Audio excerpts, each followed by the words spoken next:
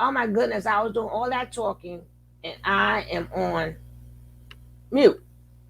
But I like to show these so you can see these things in person.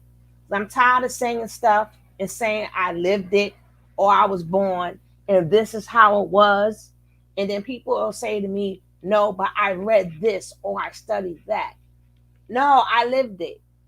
I lived it. I had this girl challenge me and I was saying the best thing that happened to hip hop was a blackout. And I told her how to try to get us out the Bronx and they blew it up. And you know what she did? She looked it up. And it was exactly what I said. See, now if I wasn't born and it's not my generation, then I can't say accurately that's true or not true. But I can say accurately if I was born, this is what went down. But we're going to start this off. This is 1986. 1986. That wasn't that long ago. That's like 30, something like 35 years ago. Like 35, 36 years ago. Let's take a look at it. Then we're going to talk about some single women. Let's watch this first. And if I'm telling you nothing new under the sun and nothing has changed, people go, a lot have changed. So the proof is in the pudding. If you can identify with any of this vanishing black family, that means something has not changed. That means nothing has changed in that department. Okay? Here we go. Raise your hand if you're married. None of you are married. Raise your hand if you would like to be married to your baby's father. One. The rest of you who don't plan to get married, why don't you plan to get married? I'd like to know that. You already have your child to think about, and then a whole family to care for. You know, it's a lot of responsibility, and then you don't want the commitments. I wouldn't want no man holding me down because I think I can make it as a single parent. But don't you think you might need help in raising that baby from a man? Not really. I didn't have a father. My father wasn't in the home, so you know it really. That debunks. Oh, traditional. The traditional woman. And what? Tell me what time we had traditional women. Tell me when we had traditional women. Tell me. Tell me. When was we traditional? Y'all talk about modern when she said, I didn't have a father. So that means she was born in the 70s. This lady right here will be our, depending on how old you are, the lady that's talking will be our mother or grandmother. She will be our mother or our grandmother. So this goes back to, because she had been born in the 50s and the 60s. So y'all listen to all these people talk about traditional and modern. I'm gonna keep going back plenty of years. I'm trying to find these modern, these traditional homes that people keep talking about. It's to the point the same way they feel then, we feel now. Same thing. The same exact thing.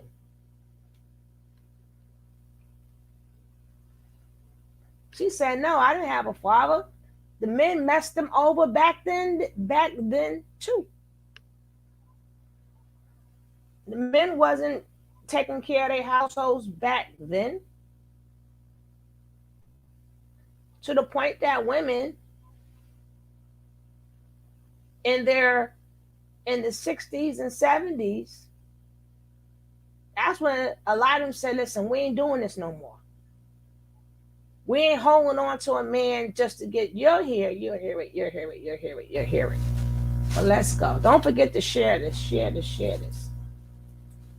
Male figures are not substantially important in the family.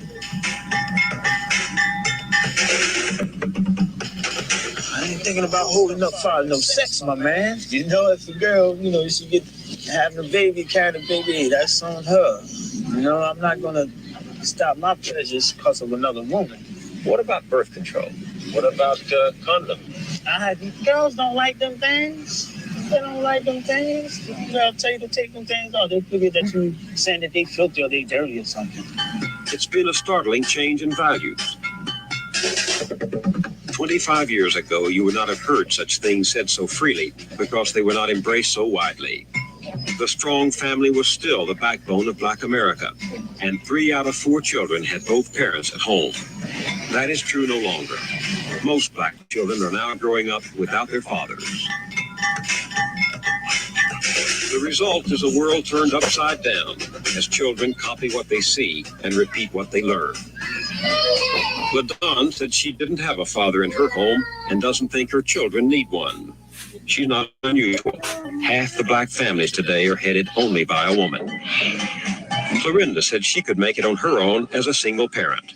She has never been married and is raising her daughter without a man's help. She's not unusual.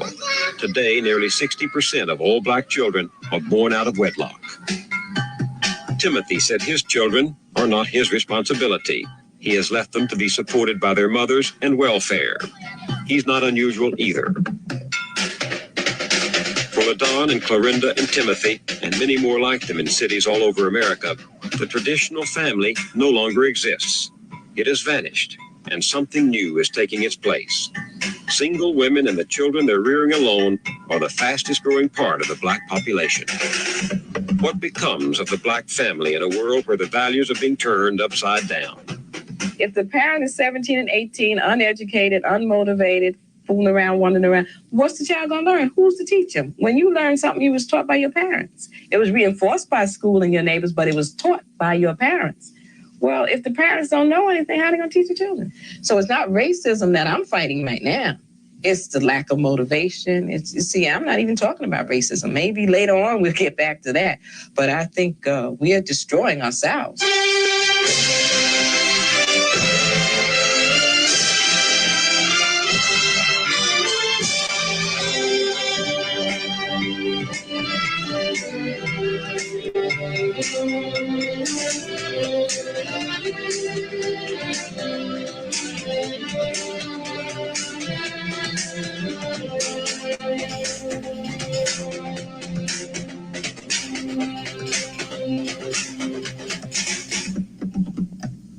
This portion of CBS Reports is sponsored by Sun Company. At Sun, we believe putting our energy back into the community is just as important as getting it out. Where there's sun, there's energy. From all over the world, crude oil comes to this Sun Company refinery where we make Sunoco products. Since Sun produces nearly 10 million gallons of gasoline a day, one of the most important White families are in trouble too. Single-parent families are twice as common in America today as they were 20 years ago. But for the majority of white children, family still means a mother and a father. This is not true for most Black children. For them, things are... Listen carefully. Listen. Now, since the 1950s, we're going to say, since the 1950s, we have not had this quote-unquote traditional family. Now, maybe somewhere in the 30s, in the middle of the 40s, maybe. So we're not going to keep having this argument when it's video out there. It's things besides for people. Y'all got to stop listening to people.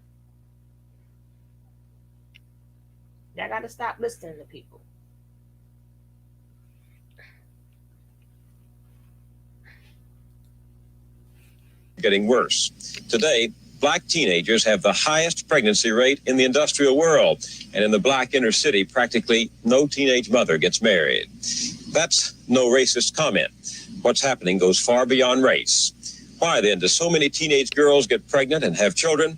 Why do so many fathers abandon their families? The answers begin with the people here.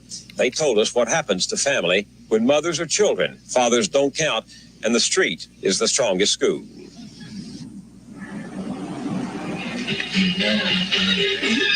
Good morning. Chuck over here, Bob Slade, standing by. We are going to check with you on Okay.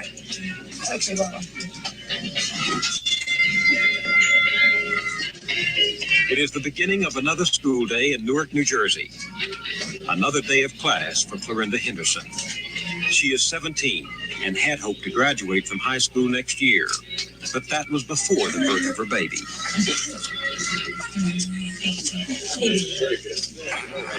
I dreamed that having a little baby, you could just cuddle in your arms, just hug all the time, kiss on it, smell it, because it's so sweet.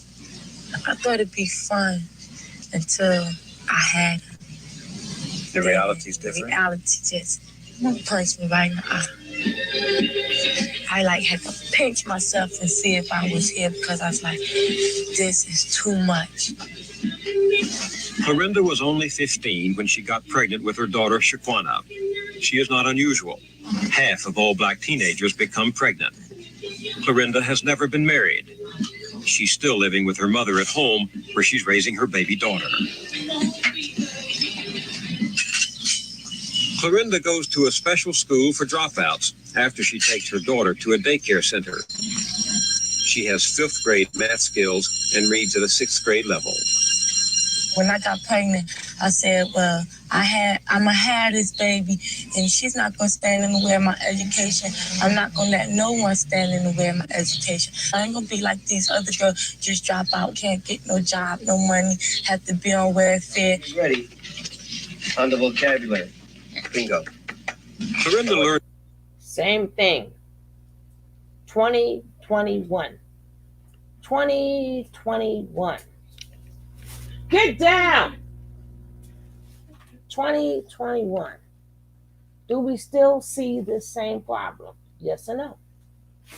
Y'all got to explain to me what traditions, traditional family, traditional women, y'all got to explain that to me, because from all my research, I haven't found that yet.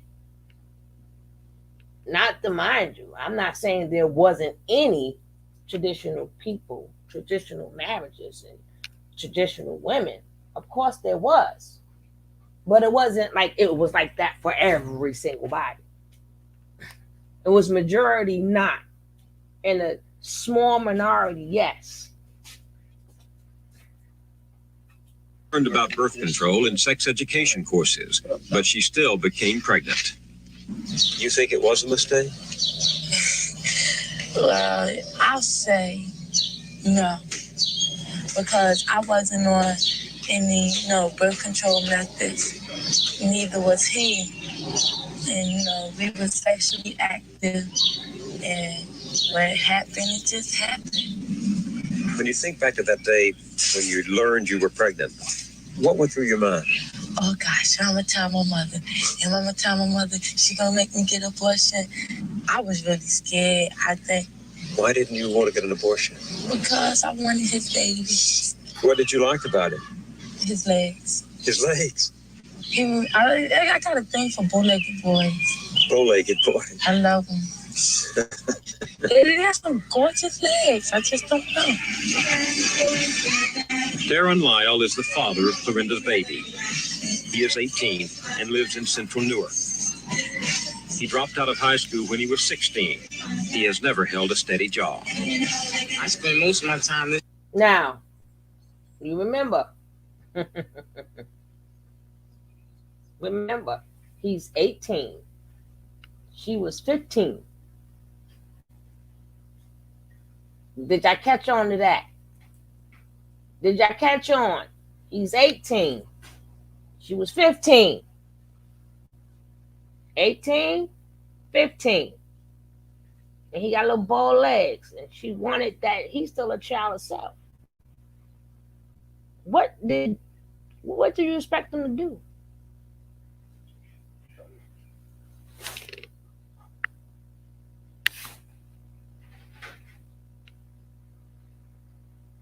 He got the gazelles on. I ain't see them glasses forever.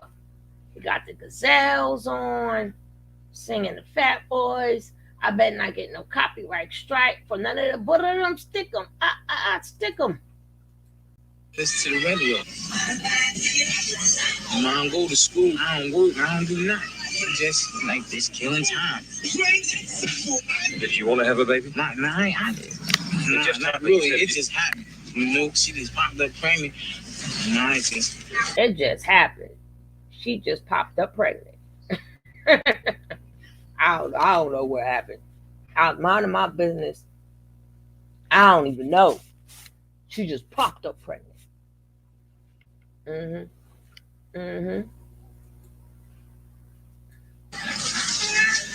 Were your friends impressed? Not you know, everybody was telling me, that she looked just like me, and she is kind of cute, kind of pretty. And I was like, make me feel good. Sure. Mm-hmm. Do many of them have babies? That seems like that's all they be doing about is making babies and shit, making babies. Darren told us that in this neighborhood, it's easy to get involved with girls and easy to get into trouble. Darren has been arrested 5 times for stealing, suspicion of homicide, and for possession of a deadly weapon. When you were arrested for carrying a dangerous weapon, what was it? One of those big machetes. Machete? Knives and big knives. You mean you just carried it around with you? I used to bring it to school with me. I mean, that's hard to conceal that, isn't it? Nah, because I had like this blue coat. It was like a blue goose. And I poked a hole in the pocket of it, and I used to put it right in there. Isn't that dangerous? That's the way stuff was going, like that's the way the people was acting towards me. So I felt like I needed a weapon because, this thing like, it's like war, really like Vietnam. Have you asked Darren to help you with the baby?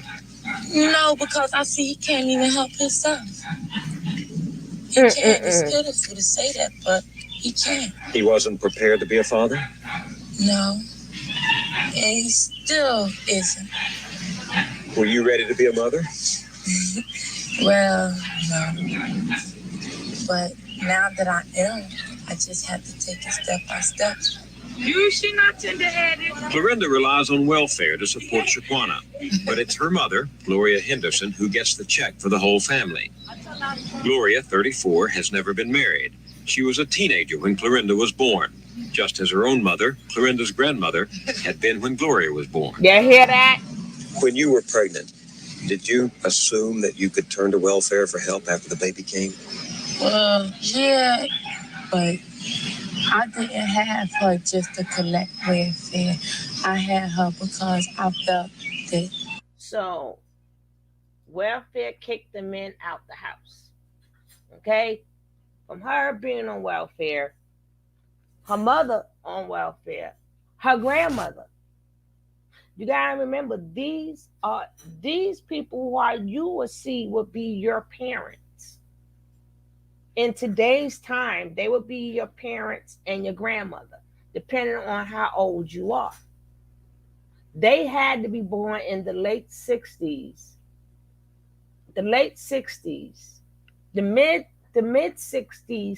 to early 70s, mid 60s to early 70s. So this is 1960 something. So the other lady, her mother, her grandmother would have been born in the late 40s. The late 40s. So that goes to show you, it was always men walking out on their kids. There were men, look at them. Look at them. So we took the men out the house for welfare, or as welfare was the only thing that was saving their kids.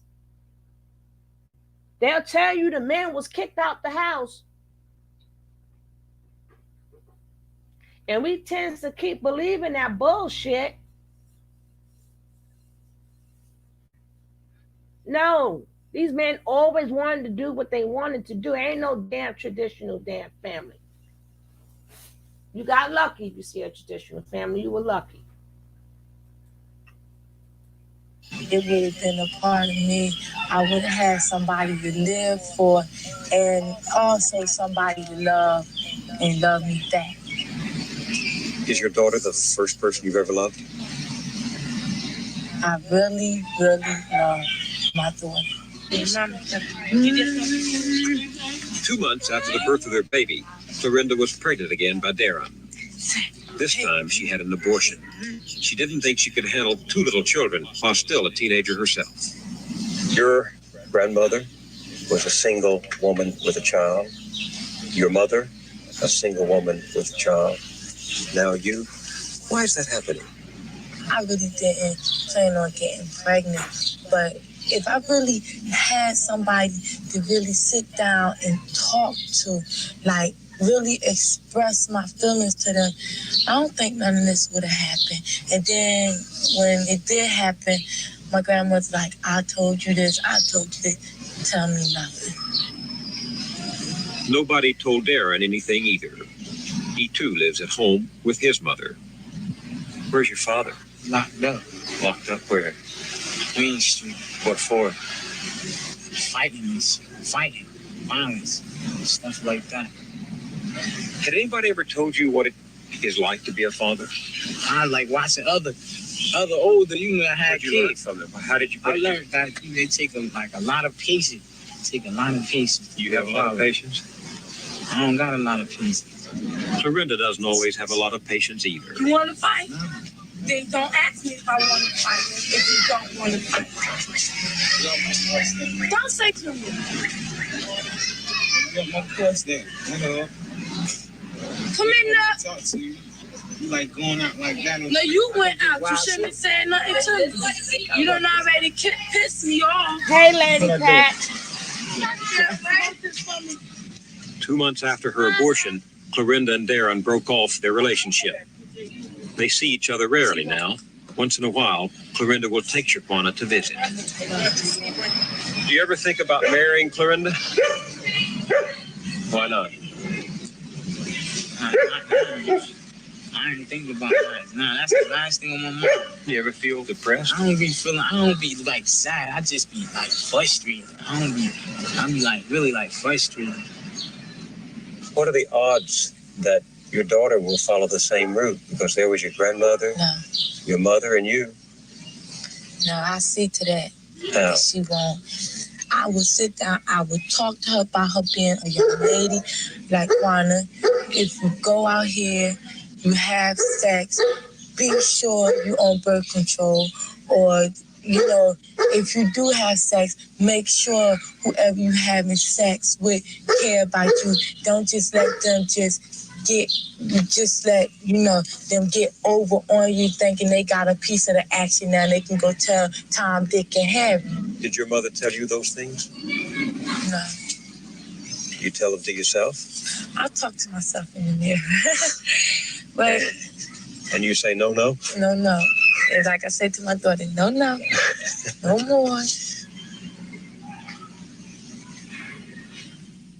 Now, Selsun Blue, the #1 doctor-recommended dandruff shampoo, introducing a new extra conditioning formula. At least Alice's children are being raised in poverty. They live a subsidized life in subsidized housing. But that's not what Alice wanted or intended. Alice lives in one of the toughest neighborhoods in Newark, in the project where she was born and brought up. But she hoped that one day she would move out of here. She graduated from high school, went to business college for a year, and worked steadily until she became pregnant with her first child. You know, I was doing so good before I was pregnant. I had a little job. I kept money, you know, stuff. But after I had the child, that's when money started going low. What was your reaction when you found out you were pregnant the first time? Did you intend to get It wasn't planned. But when I got pregnant, I wanted it. You know, I wanted to be a mother. You know, it was exciting to me. I just thought I had something of my own. A little child is gonna call me mommy. You know, after you have them, it's hard. You know, you gotta bomb this, you gotta bomb that. Malik is Alice's firstborn. He is now 3 years old. Soon after he was born, Alice, then 20, quit her job to take care of him. 16 months later, her second child, Antoine, was born. When we met, she was 6 months pregnant with her third child. There ain't no mom. Timothy McSeed is 26, the father of Alice's 3 children. Though they're not married, they see each other regularly. When I first met him, I didn't like him. But when he started talking to me, it seemed like he was like a man that wanted to have a home, have children, take care of them. Did you talk with Timothy about how you were going to support the baby when you were pregnant? You know, that's what we didn't do. No, we didn't even talk about how we was going to support the child. Timothy McSeed held his last steady job 2.5 years ago. He's been arrested several times on robbery and drug charges. He was brought up in Newark by his mother, who was 16 when Timothy was born. His father has another family in another city. Timothy has a talent for drawing, which he has never developed. He dropped out of high school at 16 and spent 2 years in the Job Corps. He was 23 when he and Alice had their first child. Timothy does not support any of his children. How many children do you have? 6. He fathered those 6 children by 4 women. Damn. He also had 2 more children by 2 other women, but one died in infancy and the other was aborted. We asked him about the birth of his first surviving child. It was kind of a funny experience because, like, me and the girl was just messing around, right? And she was going with somebody else. She used to be an old girlfriend of mine. She managed to get popped up by me. Okay, that's the second baby. The third was... Mustafa. He was the third. That was by another lady? Mrs. Ward. Yes, I go see him every now and then. Every How now old is he and now? then. He's 5. Every Not now mistaken. and then. 504, 89. And then the fourth one was... Simone. I only saw her twice. I only saw her 2 twice. times. What happened to her? It was a family problem. You know, the father don't want me to see the mother and all that. You know, so I got tired of running behind her and found me someone else. I didn't have to sweat it because I guess the father was taking care of them anyway. So. Well, damn, it didn't take long. You got tired of running behind her. Well, how long did you run behind her? A day or 2? I only seen her 2 times. I got tired. You got 6 kids. How tired did you get of running behind her that you already had the next woman knocked up? And they just smile with glee. 6 kids, I am a deadbeat. I am a deadbeat dad. I don't take care of my kids, and they proud of it. Same shit, 2021. 2021. 2021, baby. You know, I'm going to bring it to you. How does it feel to have those women? No, kids. Kids, well, you get to see, if it ain't one thing you've done, you like artwork, for instance. You look at your art, you say, this is something that I've done. Just like the carpentry, it's something that you've done. You can see what you've done. If anything, if you don't do nothing, you can see something, you know, what your life was, you know, it was to you. So the kids are sort of artwork? Well, not really, but you know, like they might grow up to be doctors or actors, you know, and you can say, look, that's my boy. Yeah. Or that's my girl, you know. Whereas, you know, there's some people that can't have children at all. Their mothers raised Timothy's children, and welfare pays for them. On the first day of each month at noon, the mothers gather outside the project's mailroom, waiting for the postman to deliver their check. Oh, we call it Mother's Day. Why? Because us mothers be getting our check that day, getting their welfare check, so we call it Mother's Day.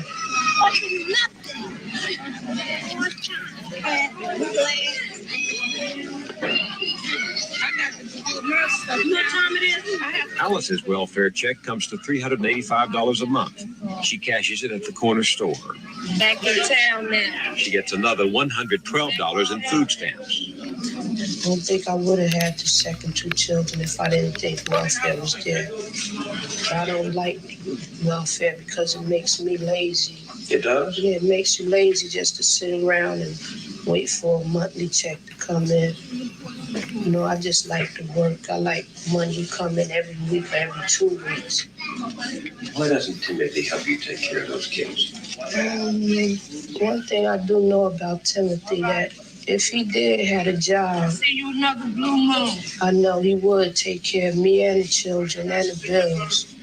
But what's holding him back, well, this is what he tells me all the time.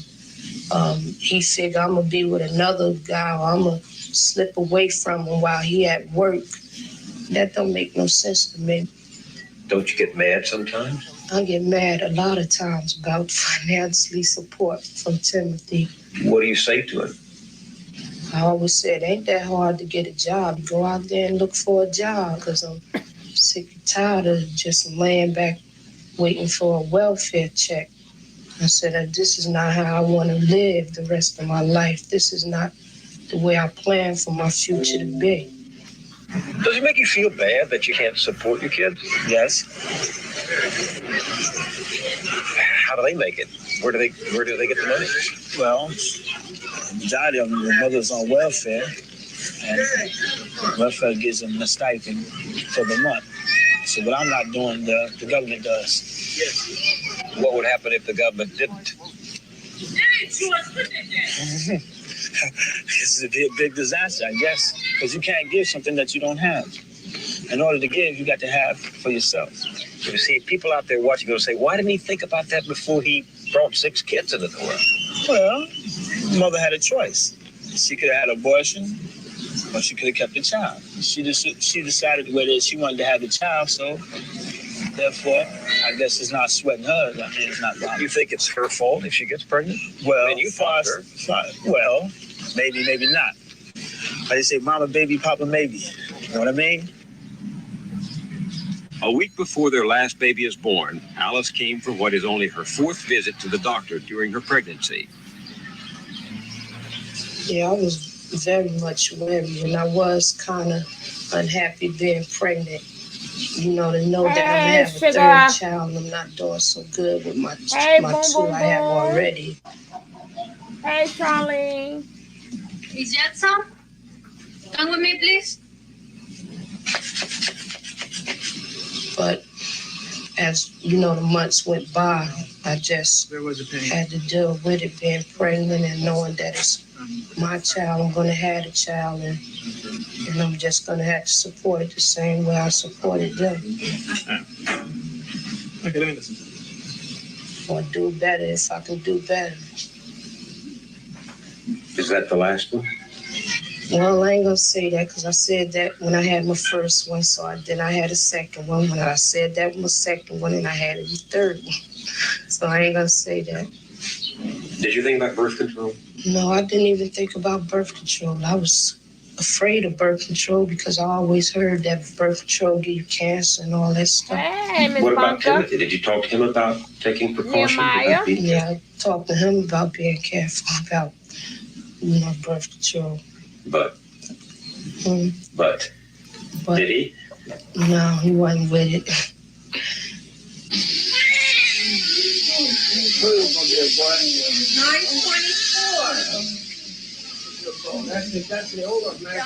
On Father's Day, Alice and Timothy had their 3rd son, Hakeem Lamont Jackson, 7 pounds, 7 ounces. Yay, little boy.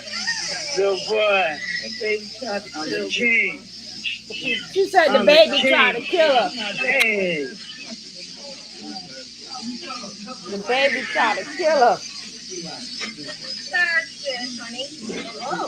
How you feeling now? You feeling all right, sweetheart? No, still all right. Pain. She said the baby tried to kill me.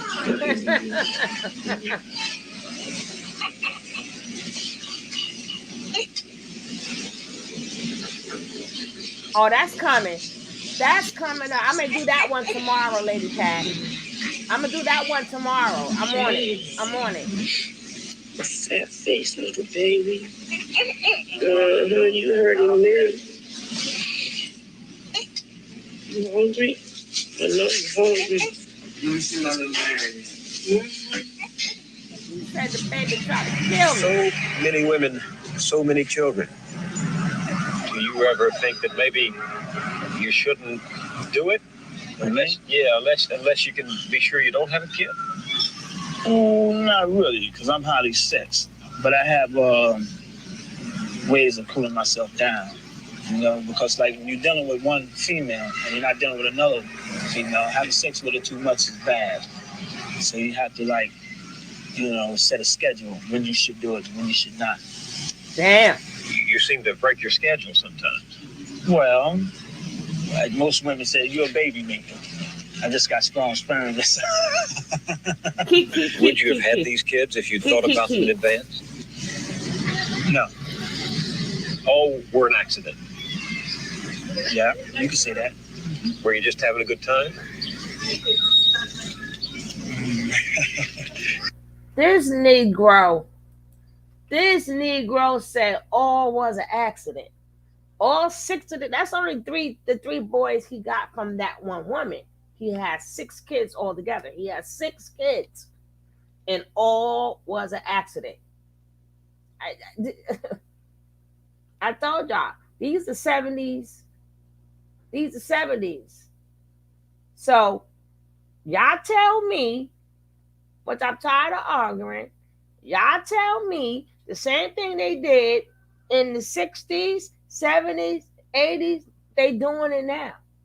So where is this try? That's why I left it there, because he thinks this stuff is really, for this ninja, think it's really funny to have 6 daggone kids.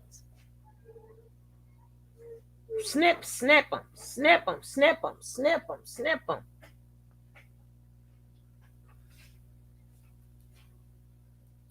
Yeah, a lovely time. I enjoyed myself. And you didn't think about marrying any of these women except the first one, the first girl? Yes. Well, I'm gonna marry Alice. Sandra? Oh, yes. We're gonna get married. Do you love Sandra? Yes.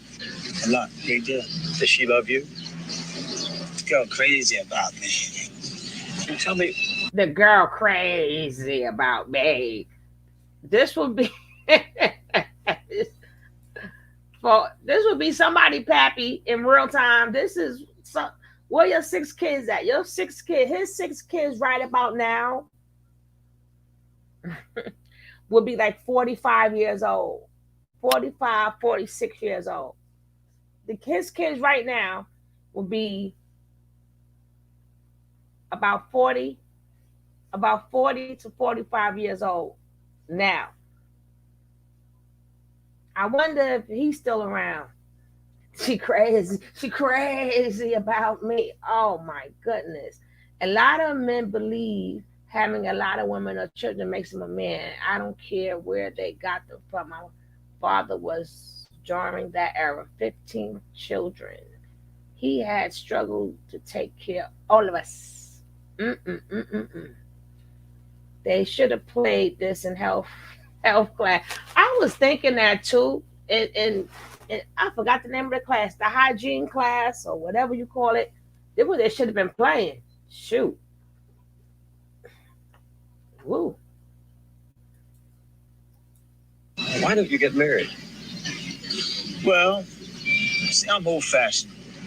I want a big wedding. That's that. And hold up. Did y'all hear what this ninja said? This ninja said, oh my God. Why? Oh, sex education. Oh, okay. He said, why you never got married? This ninja said, I'm old fashioned. I want a big wedding. This ninja got 6 kids.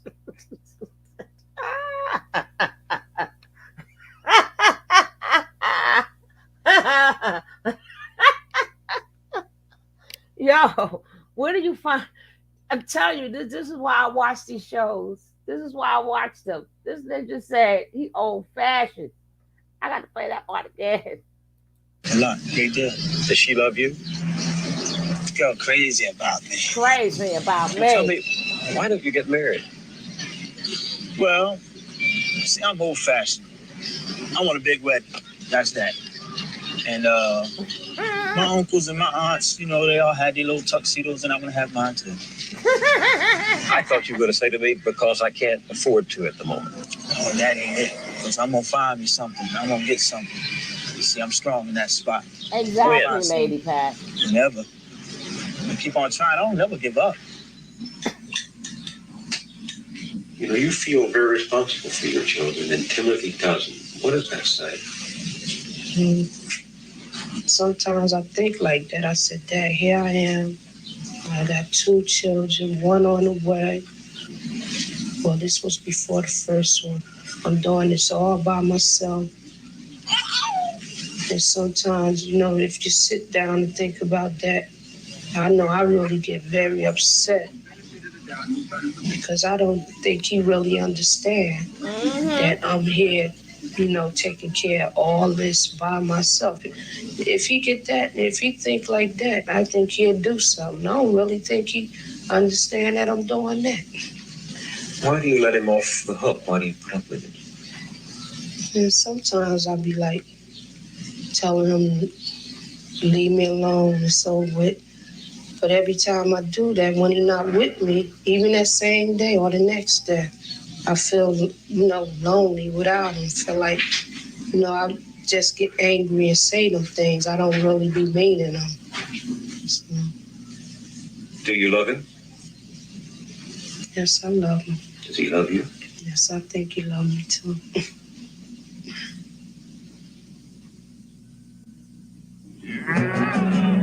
They call this cattle country. It's also where a lot of America's coal is. So when Sun Company... And all Mom did was dust every week with... At Sims, you'll never see this. For teenagers like Bernard Wardrick and his friends Bosky, C, and Mike, there are no familiar road maps for the way up and out. It is the street and the media that teach a boy here how to become a man. Bernard dreams of making it as a rap star. He and his friends have formed a group, the Educated 3. I like that. I just want to let you know, Educated 3, y'all did not make it. So here they come. Look, New Jersey, y'all all Educated 3. The Educated B, the Educated C, 2 fresh MCs, most definitely 2 fresh MCs. We can't stop. We're gonna rock the mic till we hit the top. What you heard before, we're gonna hear it again. The Educated 2 came here to win. Oh, we. I gotta laugh again. Oh my God. He said they the Educated 3, but out here making all these babies. But they the Educated 3. But I want to let you know, Educated 3, you got bit off Run DMC style, and that's why y'all didn't make it.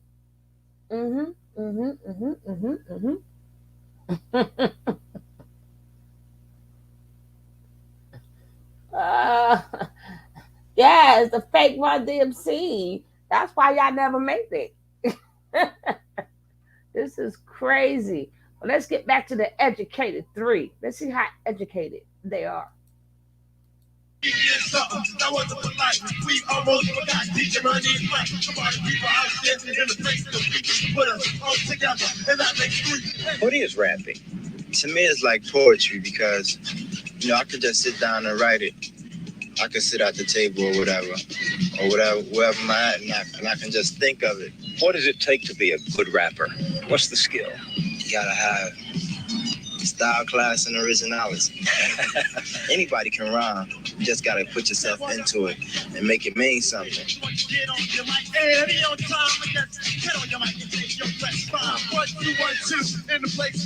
The Educated 3 tell the story of the only life they know, the life of their block. They were born and raised here in homes without fathers, and most of their time is spent here. The world they described is no nursery rhyme, as Bernard's friend C told us. Other people got guns and turn stick up kids while their mother is at home, shedding tears because the son that she thought she had brought up right is on the streets leading a terrible life. He's walking down the road heading for nowhere. From my point of view, he don't even care because the attitude he has makes him care about nothing, not his mother, his brother, or even his cousins. He think life is all about on the streets being a two-time loser and a petty thief. But everybody knows that you're a thief of the week because you're no good for nothing. This way you're good for something. Oh boy, the only thing you're good for is fronting. You know this? Yeah. I was good for the age. I judged a lot on myself because I used to be out there, man. Out there on the street? Yeah, just 18 years, I've seen a lot happen that I never thought I'd see. When you're out on that street, is it dangerous? It's dangerous, but it's dangerous. Any day you can go outside, anything can happen. Yeah, to but you. it's how you make it, too. Yeah. Can a guy get killed on the street easily? Sure. See how you blink your eye? Like that. Yeah, killed just like that. The leading cause of death for young black men is murder. 1 in 21 will be killed before the age of 25. Bernard was shot and robbed by 2 teenagers when he was 15. 4 months later, he was arrested for carrying a gun. That is not unusual. Nearly half of young men in the inner city are arrested before they reach 18. Trouble, Bernard told us, waits at every corner. How does a guy keep from falling into that trap that you described in that rap? If you see everybody else robbing, man, and selling drugs, you're supposed to... Again, as I said, this is the same thing happening in 2021. Ain't shit changed. Ain't nothing changed but the music. And because we got social media now, well, that was still taped. That was recorded, and we're watching it now. So it was social media back then. I'm tired of arguing with stupid people that always trying to blame the woman. You need to do this, you need to do that, you need to do this. But it shows from the 1960s up until 2021, all these men love their kids, the woman. Okay, so what happened? What happened from the 1960s to 2021? These men still ain't taking care of their damn kids. Somebody need to show them. I got a lot more videos. Don't worry, we're gonna cover this. All women need to be traditional. Where they at? Where are they? That other lady went to college and she hooked up with homeboy, and he left her stuck with 3 damn babies after she done went to college.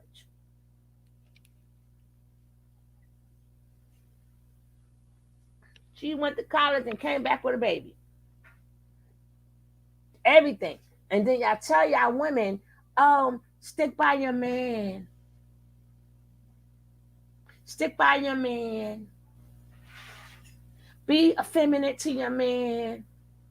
All these things the women did. And the men, the traditional men, and get the F out of here. The men was been leaving these women. It's something that always happened within the black family. But y'all still want to concentrate on straightening up the black woman. But from all we see here is the men got problems. These men, that's because they still kids themselves. They still kids themselves. He need to keep his sperma to itself.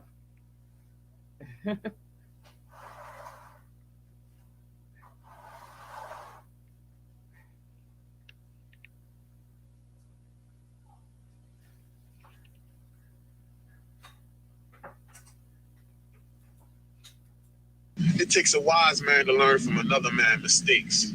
The adults got to set an example for the kids. If they see the adults do it, that's what they're going to do too, eventually. Who would be an example? My family, my mother. His mom is Brenda Wardrick, 30 years old, the mother of 4 children by 3 different men. She has never been married. She raises her children alone in a daily tug of war with the street. It's a battle. It's almost like, and I think most parents feel the same way. You fear for your children leaving home. They can leave out and walk right across the street and trouble can get in their way. What's the hardest thing about being a single parent? It's hard, understanding them sometimes. and they have difficulties understanding me because I'm a young parent, and sometimes they act like I'm their sister as well as their mother, you know. Brenda was just 14 when she became pregnant with Bernard, her first child. Bernard's father was 50. By the time she was in her early 20s, there were 3 more children, each unplanned. To support them, Brenda works on and off as a nurse's aide, but she could not make ends meet without welfare. None of the children's fathers give her any financial support.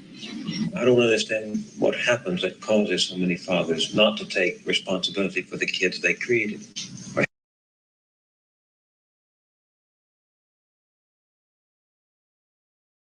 I know. Welfare did this, right? Welfare did this, right? Welfare took the men out the house, right? Welfare did all this. Welfare took the men out the house. Damn you, welfare. Damn you, welfare, for taking the kids out, taking the men out the house. 3 different men welfare took out the house. Not just one man. She got 3 baby daddies. Welfare took all 3 baby daddies out the house. Thank you, Mr. Welfare Man. It didn't just take one.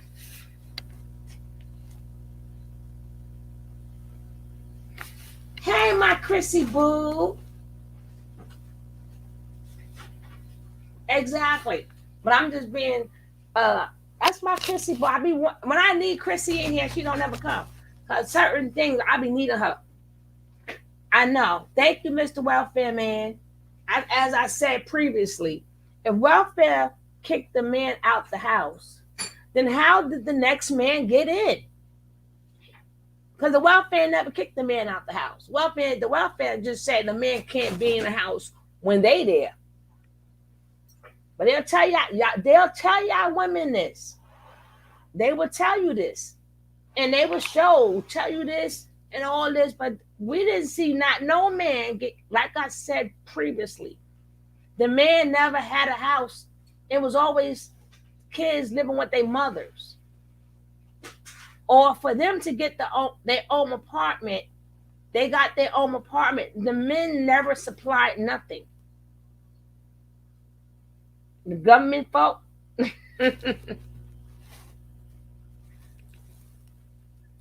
Help to create. It's easier on their pockets if they can. Thank you, my baby. Most of the men today don't, assume their responsibilities as they should. Not that they can't, they just don't. I'd get very mad if I were a mother. I think I would. Oh, I get angry. But getting angry isn't gonna solve anything. And then sometimes, their fathers, they feel like if they're gonna support them, then they have to have more time with me. And I don't feel that that's really necessary, You'd rather take the burden of the children alone than to have to. I wouldn't rather, but I have. What do your children mean to you? My friends, they're my world, When I wake up in the morning, see, if you don't have a husband or a man with you, your children are always there. So you have someone to call your own. So your children will smile when nobody else won't. Do you want your kids to get married? Sure. Especially my daughter. My boys, they'll probably be, freelancers. Freelancers, Yeah. like their fathers? Yeah. Maybe, I don't know. That does seem to be the pattern. Yeah. I've come a long ways. Whoa, yes. Once a single mother like Brenda would not have been so alone in raising children.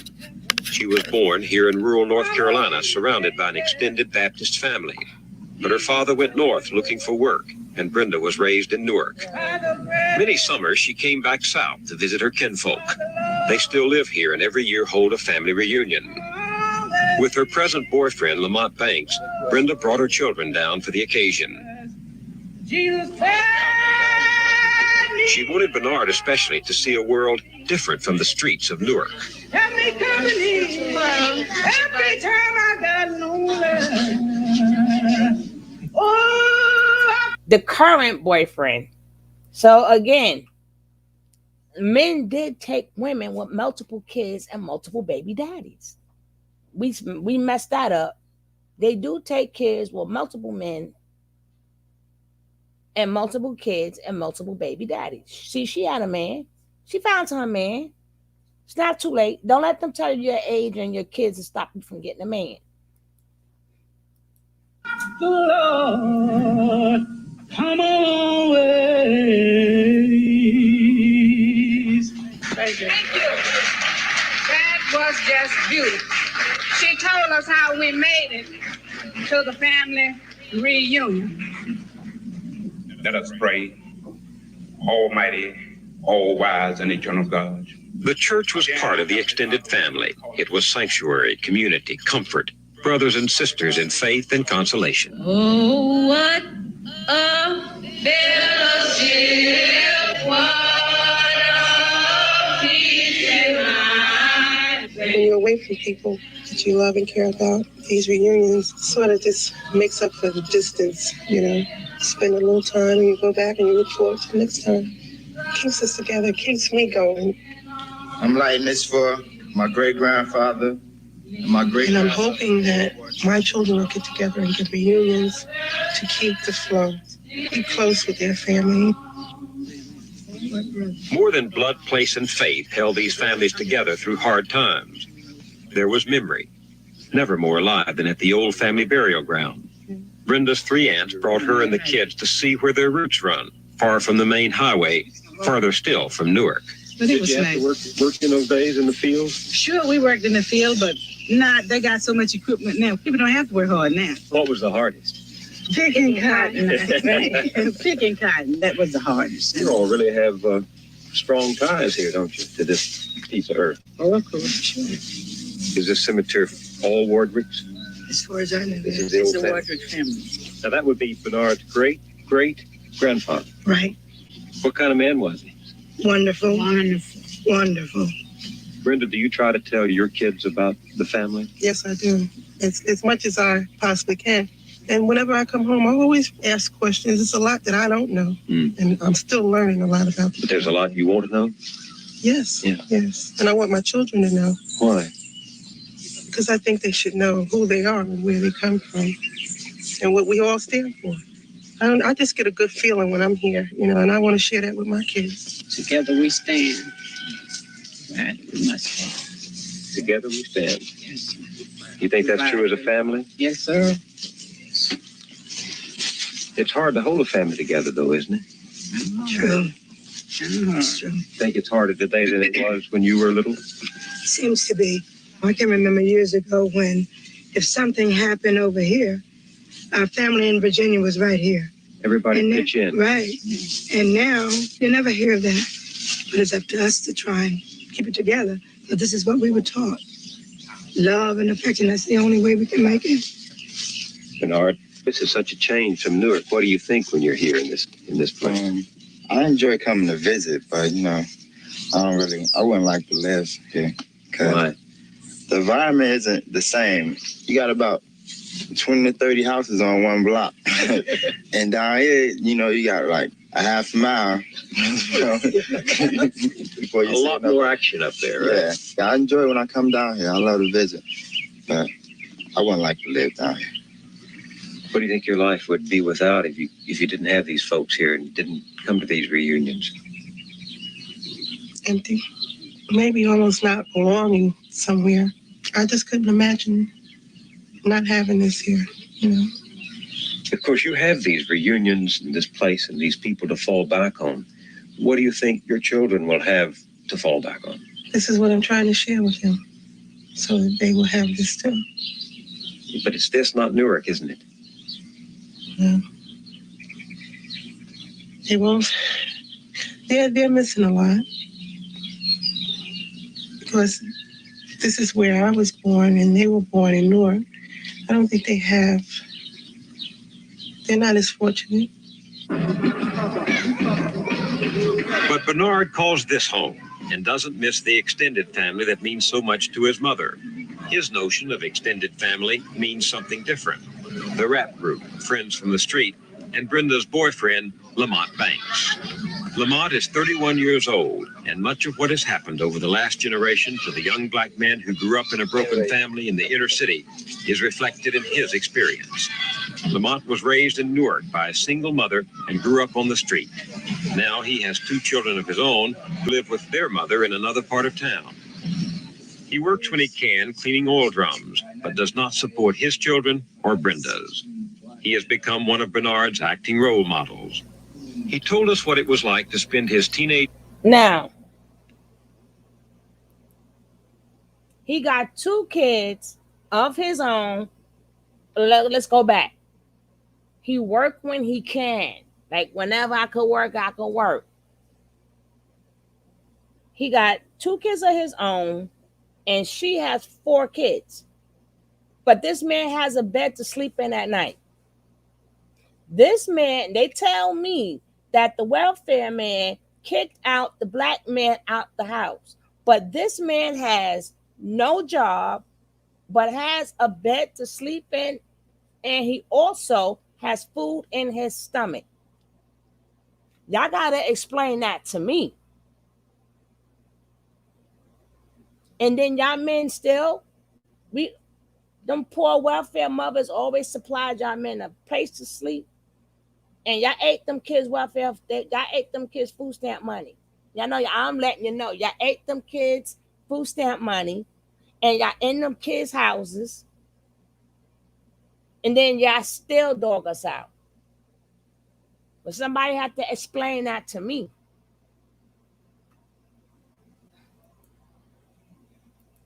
Years, as Bernard is doing, in the school of the street. I grew up hard.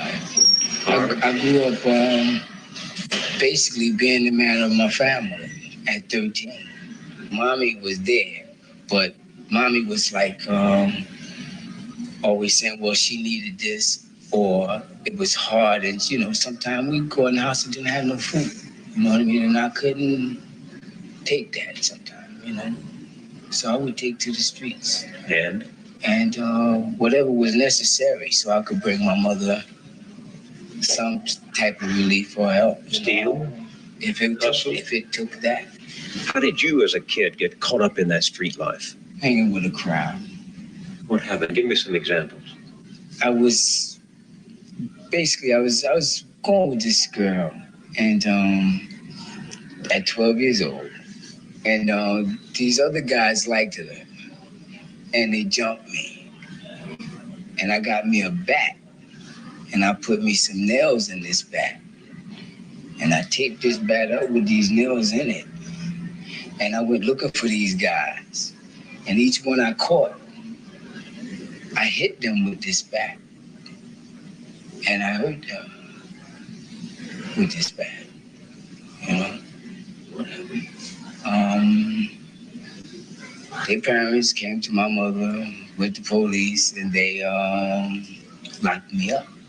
Several years later, I shot a guy out of anger. Anger.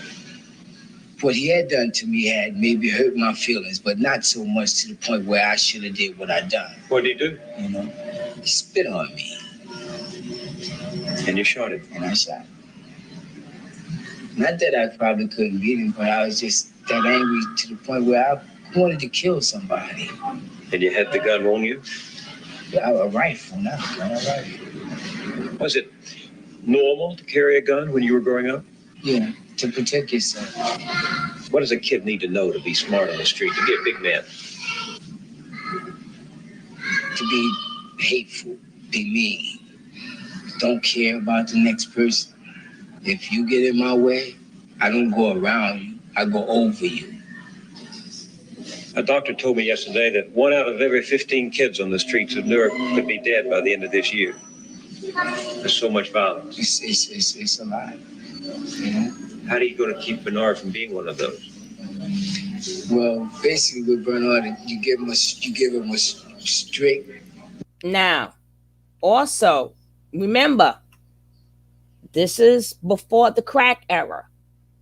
This is before the crack era. You didn't hear nothing about crack. People, we was killing each other for so daggone long. This was way before the crack era. People was right about just standing on the wrong corner, just getting shot and meeting their maker and all this other stuff. We have always been our own worst enemy. We have always been our worst enemy then and now.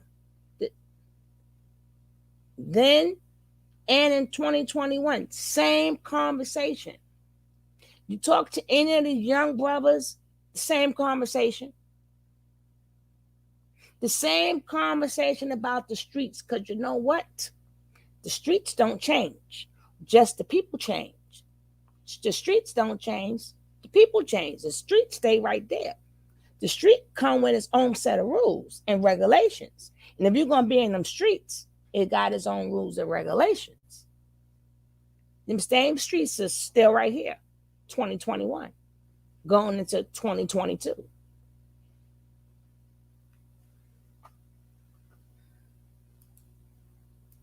Rule, and hopefully he follows it. You know, he ain't no special child or nothing like that. But if you tell Bernard something, Bernard will listen and Bernard will do. Is there a tug of war between the street and what you imagine yourself becoming one day? Yes, because I really be hoping to get up out of this. And it's be times I'll be wondering, well, how I'm going to do it. And if I'll be able to do it. But I really think I'll be able to because I'm strong. The street's strong too, though, isn't it? Yes, it is. It really is, because it's a lot of things that's out there that be, pull you back. But you stand to the right things and do the right thing, you can make it. I actually get the sense, talking to Bernard, that he's still a little boy struggling to be a man, and he's more boy than man. Yes. Yes. Do you think he has a chance to get out of here to a good environment, fresh start? I hope so. I hope so. And that's all I can say is to hope. Does your heart sometimes beat twice when you see him walk down those steps and out into that? Every day. Every day. I wonder if he'll reach his destination safely and then return back home. My relief is when I hear his key turn in the door in the afternoon, and I know at least it's back home.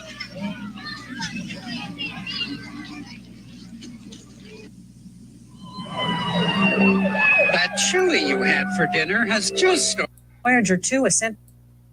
It's not an even match, but they stand for morality and authority and give some of these kids a bracing dose of unsentimental love.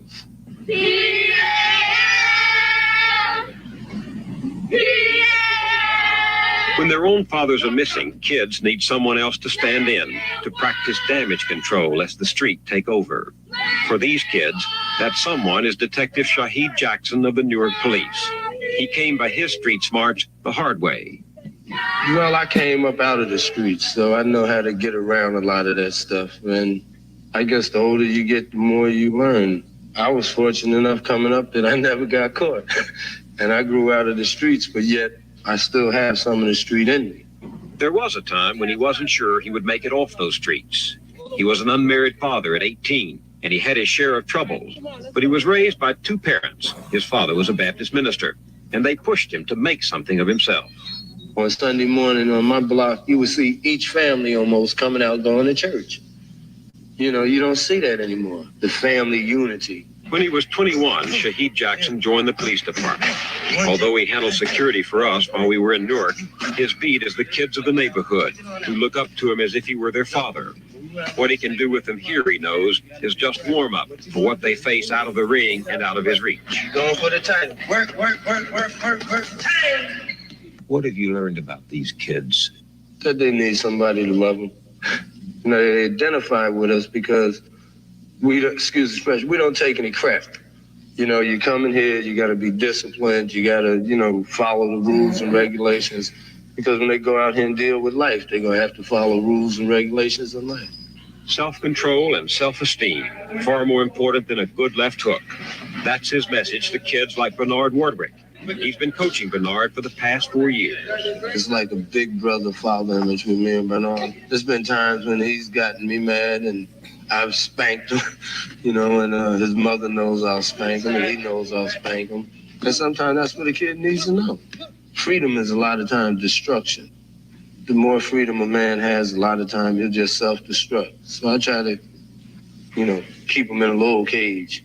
Keep him in my arms.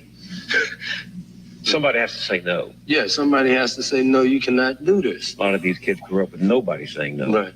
Do you think it's important for them to have men around? Yeah, I think, if you have a one-parent family and there's a mother, she cannot teach you all of the things that a man can teach a son. There's no way. So where do they learn the routine techniques of just daily work and living? They don't. Unless they get it from their parents, they'll get it from the streets. How do these kids on the streets make it? He could either be a stick-up man if he stays in the streets. He could be a mugger. He could be a drug dealer. There's so many different things. Like you get a kid who's a good boxer, and a drug dealer may say, hey, you want to make so much money a day? Just make sure nobody stick up my man here. He becomes a soldier for the drug dealer. Or a strong arm, Helping to protect the drug dealer. Helping to protect him. Because if he can make $100 a day or $60 a day just standing there watching something, and, he does it. That's the battle that you got to deal with. That's the war, to try to convince them that stuff isn't in the streets, isn't what's in their best interest. Does it worry you that Bernard could fall into that? I think he could go either way, but I think if he does, it'll be something that'll really hurt me. So I don't think I'll let him go. He's like a son to me. What do you think's ahead for kids like Timothy and Alessandra? It's going to be rough. It's like hell where they live. And Alice is sweet as hell, but she loves Timothy. I would say if Alice had a husband that was strong, she could do something with her life. Is a kid like Timothy, what happens to a kid like that down there? He's like a guy on a trip without a road map. Timothy's just out there. Timothy doesn't know which way he wants to go, what he wants to do. Timothy is a guy with great talent. As far as art, the kid could draw anything.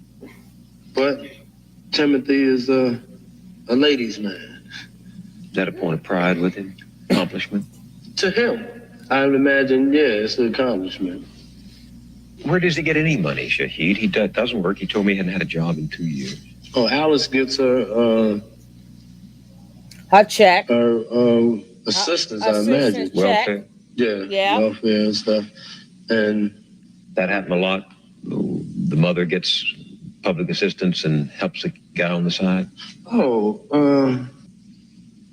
I don't know if you would say they help him, but it's a lot of guys that I know that just goes around looking for welfare mothers. Still and they to may have today. 6 of them like that and get a little piece of money out of each of them. That's right. They still do That's that their today. Job. That's their hustle. What do you think about welfare? Welfare, to me, some people need it. I'll be for real. Some people really actually need it. And then others take advantage of it. Sandra Alice told me yesterday that she thinks welfare has made her lazy. Yeah, because it's there. You know that your food is going to be there every month because with welfare finance come food stamps. Then you get Medicaid to cover your medical expenses. Welfare is doing everything. You're married to welfare, a lot of the women's. They're more married to welfare than the guys laying in the bed next to them. Because he's just a physical thing. The whole backbone of the family is coming out of downtown or out of uptown office. Government office. Yeah. Does this cycle of dependency, what does it do to the values of these kids?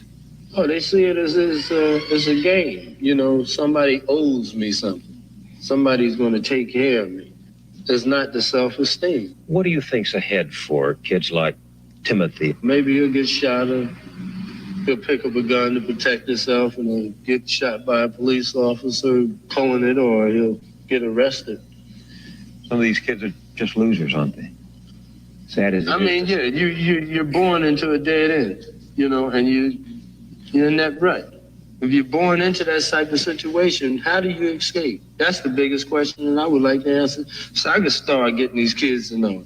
Why do they have kids so early? Why do these children have children? Because This it's is a dead sex. end. That's a perfect description for it. Well, Yeah, when, you can't when answer I that. was growing up, sex was almost a dirty word. Now sex is what's happening. You know, they see sex in TV, sex in movies, sex everywhere.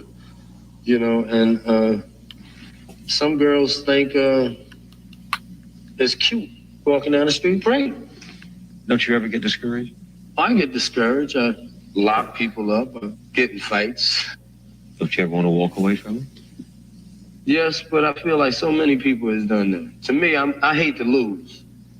I hate to lose. I never would have started working with kids if I didn't, you know, for me to walk away from it and feel like I lost. Dr. George Jackson is a practicing psychologist who teaches at Howard University. He is blind. 3 days a week, he counsels Newark kids referred to him by the courts and the social workers. Dr. Jackson cannot see, but he has heard over and over what the breakdown of the family means to children. We see depression. We see terrible anger. We see a lack of expectancy. What are they angry about? Children are born without any understanding as to how to manage their feelings, and it's through the training and teaching that these foundations are set. Children who are the children of children are not being trained to understand how to manage their feelings. So they want when they want what they want when they want it. And when they don't get it, they get angry. I talked to a young man yesterday, 30 now, but he described what happened to him when he was 15, how he took a baseball bat to somebody who'd messed with his girlfriend, how he actually shot somebody who had spit on him. What causes that hair trigger emotion? If you have no respect for life, you then will try to destroy or dismantle another person. It won't matter to you. Such a person doesn't have a conscience. And I think that, again, we don't have the foundations. The foundations weren't set. We've talked to one 27-year-old father. He has 7 kids he's not caring for. 7 kids by several different women. Why? Why does that happen? If you're a rolling stone, and if the father before you was a rolling stone, or there are no values to constrain you from this behavior, then you have, you do this and you do it with impunity. It becomes a badge of honor? Right, and it's the only badge of honor that you expect to get. Do they feel any sense of guilt over their impotence as fathers? No. Not the kind of guilt that would be appropriate to changing the behavior. Are we breeding a new outlaw society? We're breeding a society more that will destroy itself. So people say, well, that doesn't bother me. I mean, as long as they stay in Newark and shoot each other, and mug each other, and screw each other, so what do I care? But what goes around comes around. It may appear that these individuals are on reservations, they're isolated, but you cannot really divorce yourself from what happens to other people in this country. And if you design a society, a sub-society where people will annihilate themselves, it won't be long before this becomes a disease that infects the entire population. You don't think we can run to the suburbs anymore? No, I think you can run, but you can't hide. All right, who would like people on the field?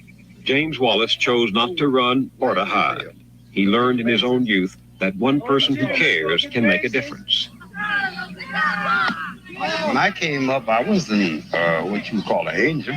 I did little things. I was a one-parent family. I only had a mother. That's why I can relate to these kids. But there was another older man that took interest in me and showed me the right way. And he said to you, you matter. Yes, yes. He said, you have more to offer than what you're doing. 20 years ago, James Wallace began telling young people they matter. At first, he ran after-school programs. Nice hustle, kid. Nice hustle. Now he and his wife, Carolyn, head the International Youth Organization, a community center in the heart of Newark. If James Wallace is a surrogate father to many kids, Carolyn Wallace is a surrogate mother. She's seen too many children grow up and stumble not to be angry. If the parent is 17 and 18, uneducated, unmotivated, fooling around, wandering around, what's the child gonna learn? Who's to teach them? When you learn something, you was taught by your parents. It was reinforced by school and your neighbors, but it was taught by your parents. Your parents said, Bill, you better not do that. Don't put Lady that food Pat. over there. You're going to get a whipping, right? Your parents did it. Well, if the parents don't know anything, how are they going to teach the children? Now, if we have a generation of that kind of thing happening and the kids are coming up under that, then we got another generation of lost young people. Why are there so many single-parent households? Have you been walking the streets in Newark lately? All our young men are out on the corner, just absolutely doing nothing. That's the problem. Why? What's happened to those young men? What's happened to the black man? It's like they've given up. It's like they're really not a part of what's going on. Why are they not? Why have they given up? There aren't that many jobs, okay, for the laborer like there used to be. And they're just totally unmotivated. And society has made living for the women without the husband or without the male easy. Oh? Yeah, welfare. I think welfare is not the best thing for everybody. Tell me why. Because it provides you with some kind of income that you sooner or later just settle for. I know I was on welfare. I've been on welfare. Are you suggesting that we do away with welfare? No, I'm saying it has to be upgraded. For instance, I have some young people here that are on welfare, okay, but would like to work.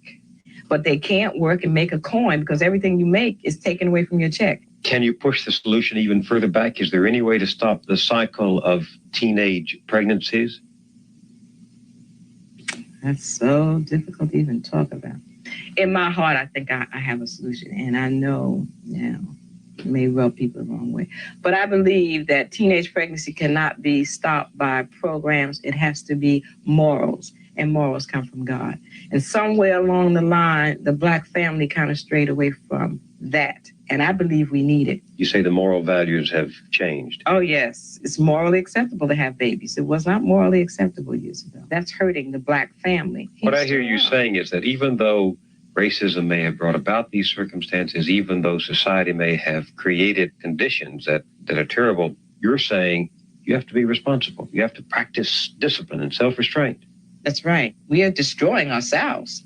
Now, it might have been motivated and plotted and seeded with racism, but we're content to be in this well now, okay? We're just content to be in this mud, and we need to get out of it.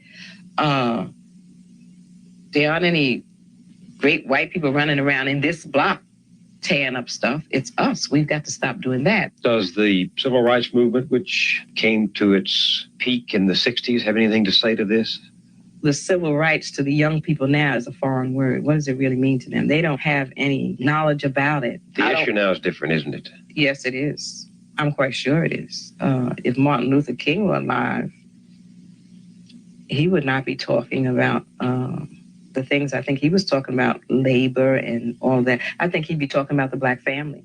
And you're worried about the survival of the black family. You think it's precarious? I think it's going to be an endangered species. Even though the messages that kids are getting from society seems to say, do anything you want to. The United States government of New Jersey, a white man like Moyers cannot step in and say to young black kids, it's not right to have children out of wedlock. Welfare needs to be changed. You've got to take responsibility. Who's going to say these things to these kids? Why can't you say it? They won't listen to me. Doesn't make any difference. You got to say it anyway. They may not listen to me either. But I'm saying if you say it in your corner and I say it in my corner and everybody is saying it, it's going to be like a drum beat. And sooner or later, it will sound. But it's not just for me to talk about.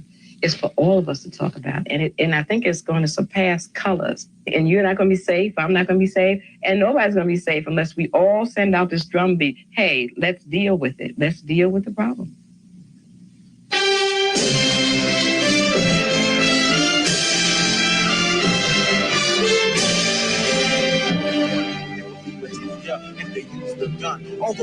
Character in some of the individuals. I was dismayed at what I perceive as the profundity of the problem that confronts us. I was encouraged by some of what I heard said, particularly the emphasis on values, the strength and the helping hand that I saw coming from some people indigenous to that community made me hopeful about the possibilities that we can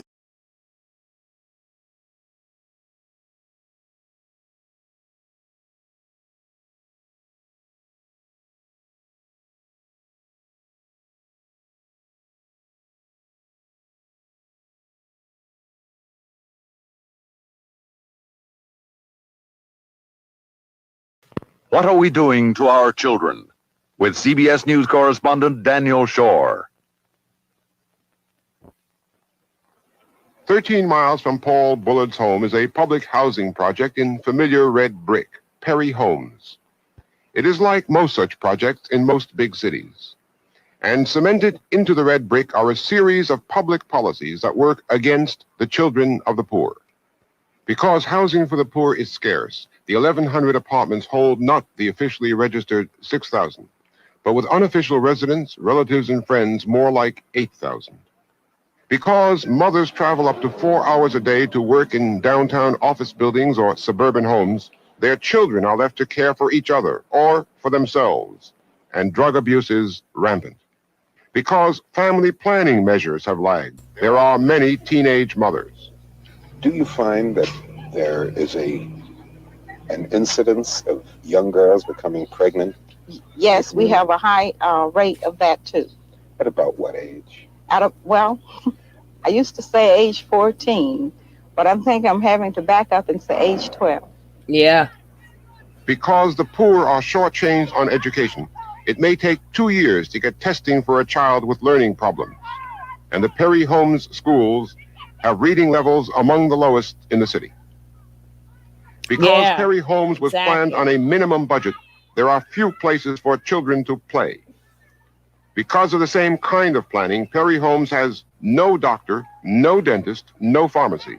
Damn. Nearby, there is a well baby clinic, but no sick baby clinic. And the sick must travel 12 miles to wait for attention at Grady Memorial Hospital. And partly because of the general rule that welfare is cut off if there is a man in the house, fathers are often driven away so that mother and children can eat. 85% of the head of household is a woman, because most of the men who should be in the household, they cannot make a decent living. And of course, it is better to know that a child will be fed 12 months out of the year than 3 months, which during the summer when construction work, you can make a decent living. The man in the house rule was written to prevent welfare cheating, to make sure that aid to families with dependent children would go only to families headed by mothers. But the effect of the man in the house rule is to create for children an atmosphere of investigation and surveillance. And thus, the welfare system in its operation turns out to be a system to make life harder for children. The welfare system helps the disintegration of the American family. It offers money to families if the fathers will leave them and stay away. In that sense, undoing the very stability of the family and taking away one of the two parents the children, of course, need. And what I have seen, I'm afraid to say, all over the country is that the legal system works against the best kind of home for these children. We don't encourage parents to be at home with the children. We don't encourage mothers to feel that they can find their destiny as mothers. We take away, in many of the most vulnerable homes, fathers from those homes. We herd foster children together in institutions rather than trying to find decent homes for them. We don't tap the resources we have in communities and with respect to older people so that they can help out vulnerable homes. We don't sanction and encourage and support in every way, morally, psychologically, and financially, the dignity and integrity of the home. And in the worst of it is that the homes that are most vulnerable are the homes that are least supported by the policies of local, state, and federal governments. And no wonder then, out of these more vulnerable neighborhoods, we get an endless cycle of troubled, delinquent, wayward youth who grow up even more and become the lawbreakers of our society. Now, I don't know how you break this cycle except by starting out with young children. Consider daycare. You would think that certainly shows concern for children, but let's look more closely. The Perry Homes area, with its thousands of children, has only one daycare center for 107 children between the ages of 2.5 and 5. 75% of its money comes from a federal government apparently less interested in the children than in freeing welfare mothers for work, and woefully inadequate even to that end. Elsewhere in Atlanta, in schools like Cook Elementary, the state of Georgia has tried setting up daycare centers, but federal support is drying up. When we were here, there were 158 children 6 days to 6 years old. Since then, the number has been cut back to 89. 12 other Atlanta schools have had to eliminate infants and toddlers from their daycare plans. And that will make it harder for mothers of the very young to go to work or to school. Atlanta is typical of what is happening around the country. Model daycare centers that remain models. Good as they may be, scarce as they are, such daycare centers are geared more to a work ethic than a child ethic. That has been the history of daycare in this country. Crash programs in time of emergency like war to free mothers for work, and swiftly wound down when the emergency was over. Now daycare is billed as an answer to the welfare emergency, written into legislation that would force mothers to go to work. Congress took a different view with a child development bill that would provide more comprehensive services, and not just for welfare children. President Nixon vetoed that bill as too costly, as going too far towards what he called communal control of children. For the working poor, too poor for private nurseries, but too rich for federal subsidy, care of children is left to their own makeshift arrangements. This is a project set up in a New York church, unlicensed, paid for by their parents, with a non-professional staff assisted by mothers giving a day a month each. Many unofficial daycare centers are much worse. Child warehousing, the specialists call them, but those we could not fill. In these improvised facilities, the children must go down 2 steep flights of stairs to visit the church's only lavatory and for lunch, and up 2 flights again for naps on the church floor. And the parents of these are lucky to have found even this solution to their problem. Fewer than 10% of the children of the nation's working poor are in organized daycare programs of any kind. Fewer than 2% are in programs. They put the babies on the floor. Damn. They couldn't sleep on the bench. They put the babies on the floor. You sick too? You sick? I'm gonna spray you.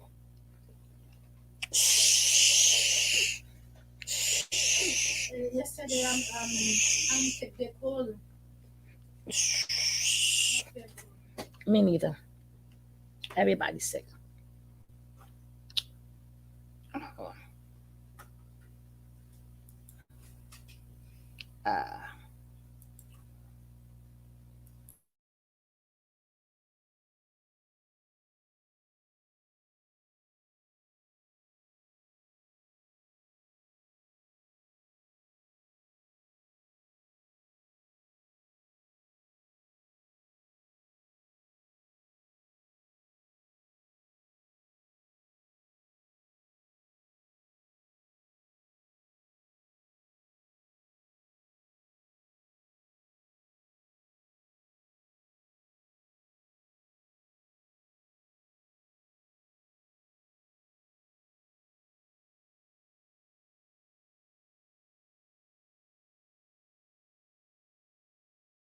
good enough to be called child development.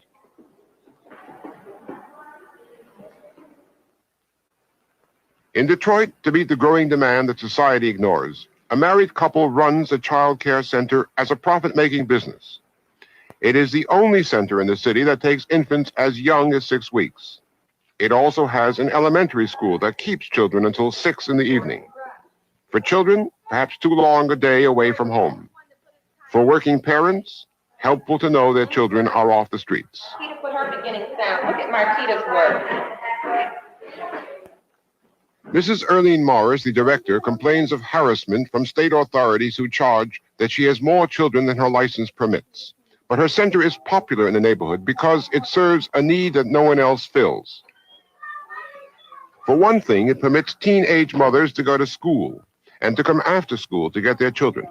How you been doing? I know, Angie. How you doing? She ate about 11:15 and took a bottle at 2:30. She's due to have her medicine at 4.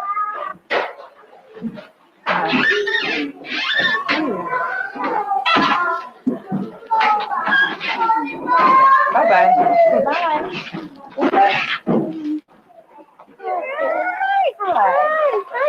You had a nice day. I shall find your people. Do you want her bag? Okay, wait. The center boasts that it is the closest thing to mama, but it bypasses the question of whether that is close enough. Dr. Robert Coles. I don't think anything can replace parental care. Nothing in the world is a substitute for the affection and also, I might add, the discipline that children need as young children and older children in the course of growing up. And this is needed all the time by the child, and the child needs a mother and a father. And I think the day care center, at its best, might be an additional institution which would help out families in such a way that parents could be better parents, rather than be an institution that, in a sense, takes over by default and treats the child as, again, a cipher or a number, rather than a human being who needs particular attention from a particular individual. To the limited extent that child care can offer mothers an option rather than a mandate, it runs into the whim of governmental red tape. Nowhere better illustrated than in the daycare center of Detroit's Jeffries Housing Project. There is one busy section for children of welfare mothers, backed by welfare money. In another wing of the same housing project, the working poor managed to get money for their own child care center from another government program, Model Cities, another department, Housing and Urban Development. That program has restrictions. Model Cities will pay for hardware, but not for operation or staff. Operation comes out to $28.50 a week per child, and the low-income working families cannot afford that. Their problem is to get help, but it's hard to get help for the working poor. Months after this center was completed last May, Model City said it was still trying. But when we were there last, 6 months after completion, a fully equipped center where 60 children could have learned and played and relieved their parents' minds stood silent and wasted. We have been saying that poor children who depend on the benevolence of public policies suffer from policies that are far from benevolent. But the well-to-do, remote from such dependence, they have their own ways of harming their children. I've worked with middle-class families who lack all kinds of things, not money, not social position, not professional attainment, but have a sense of estrangement, a sense of uprootedness, a sense of not belonging to any particular community, a feeling that they're at the mercy of the next job move, they're at the mercy of the next economic cycle, so to speak, that requires them to go here or there. And also, I think, a deep and abiding sense of aloneness, which they don't know, the parents don't know whom they can talk with, whom they really trust. And I think that if children are deprived of the things they need, both physically and psychologically at a young age, that there comes a point in which they cannot be redeemed. And I would use that word redeemed in all of its psychological and spiritual implications. They become hopelessly thwarted, stymied. No, darling, this is 1970. These are early, this is 72, 73. That's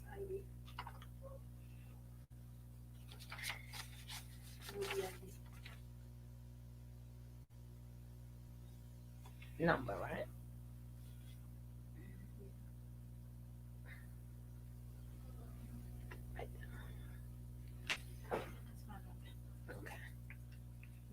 enter do the ID. 9.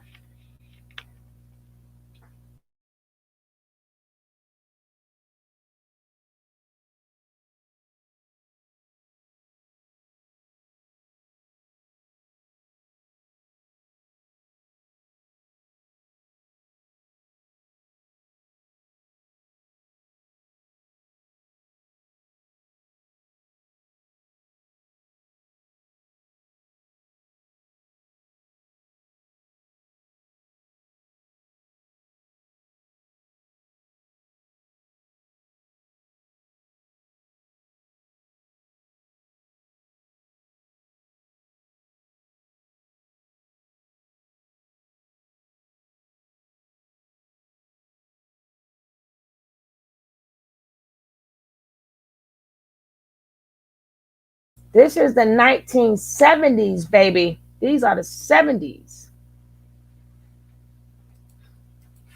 Atrophied.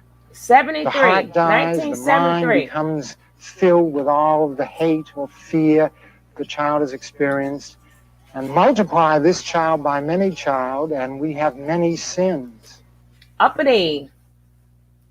That's what I stated in the beginning of the video. I said, they keep saying times has changed.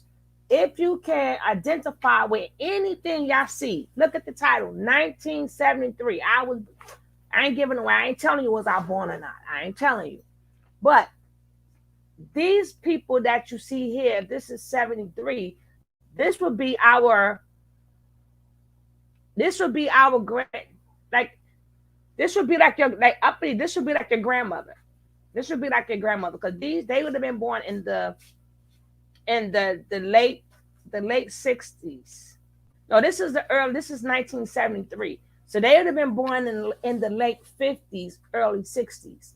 Late 50s, early 60s. And I'm tired of telling people that I do this. I know what I'm talking about when I be telling them, they come about tradition. I'm like, there's nothing changed but technology. That's the only thing that has changed is technology.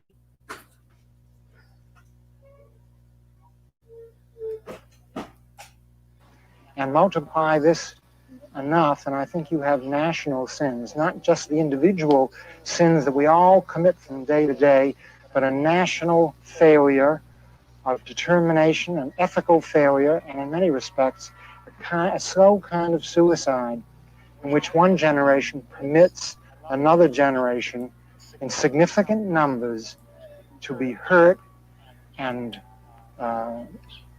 killed, I would say.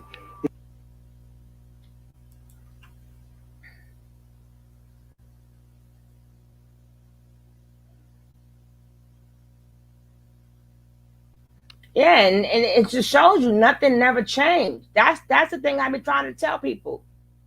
Really, nothing has changed. If you can identify at whatever age you are, if you can identify with anything that you see from the 1970s and the 60s, that go to show you this traditional family that this man affair is pushing. I don't see it.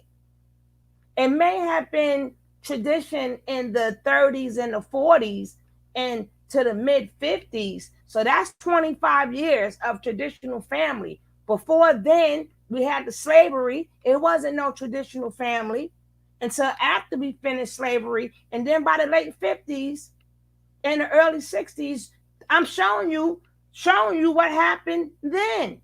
Remember, this is 1973. So the people, if they're teenagers in 73, they were born in the mid 50s, the mid 50s. This is 73. And I showed y'all the title where it said 1973. Stop listening to these people try to change you women.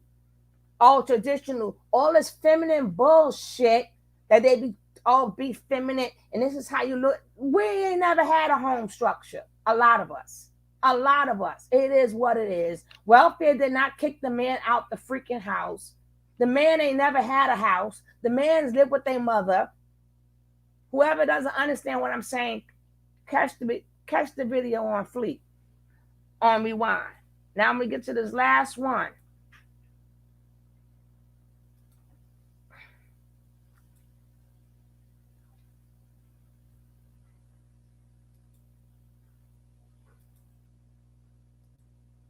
The reason I selected artificial insemination is because I didn't know anybody with whom I wished to raise a child. I love you. I really am angry at my mother for not really telling me what it was really like. I love you.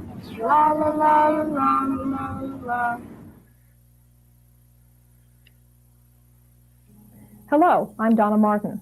For most of us, the traditional family still means a husband and wife who bring up their child birth defects the longer they wait. The 5 women we will meet will talk about their decisions to go it alone.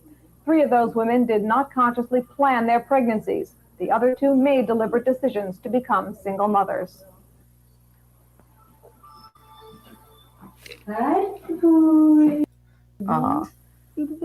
But I'm going to be there to make up for whatever I can. Her parents supported her decision, though her father had his doubts. He said to me, Catherine, she does get help from her family, which makes it easier to cope. I'm very lucky in that I have, he's got a lot of role models. I've got a father. Difficult to be, or it was very difficult to be a single parent 15 years ago. It just wasn't acceptable behavior. It was just definitely a no-no. But I've never really concerned myself with society. It was a very personal decision. It was a very private decision. And it had no relations to society. It was what I wanted to do. For Frida, balancing childcare with an education and a career began when she was still in college. Although society's attitude didn't matter to Frida, her mother's opinion did. Like I said, my concern was, how is she going to feel about me? I mean, is she going to think that I'm not a very nice person? Is she going to think that I'm a very promiscuous person? Is she going to think that my morals are loose? All of those things concern you because you do want your parents to be proud of you. And I did have some concern about that. And she was disappointed. And as I indicated, she let me know that she was disappointed. But after she got over being angry or frustrated or whatever emotion she was feeling at the time, she sat down and said, okay, what are we going to do? Frida's son, Tony, lived with his grandmother on and off while Frida finished college and then established herself in her career. She now heads the research department of a large corporation in Baltimore. Tony's father was never involved in his upbringing. The subject is a sensitive one with Frida. I had very little contact with Tony's father, and I really don't want to get into that part of it. It was a decision that I made. I made the decision not really considering his position concerning the situation, and he just didn't play a role, not at all, and he still doesn't. Well, I think about my father off and on, but it really doesn't matter because my mother's there. I feel she'll always be there. And he hasn't given me anything for 17 years, and what could he possibly give me now? During elementary school, I was living with my grandmother, and it didn't really matter then. And when I was in junior high school, my best friend Joe, his mother and father were divorced, and so we never really talked about our fathers or anything. So it never really came up in our conversation. So I never really had to talk about my father. So he never, it was never my father's better than yours or anything like that. Frida was married briefly. Though it didn't work out, she says she would like to marry again. She insists that Tony's uncle and other relatives and friends have been good substitute fathers for her son. She says she has always been able to fulfill most of Tony's emotional needs.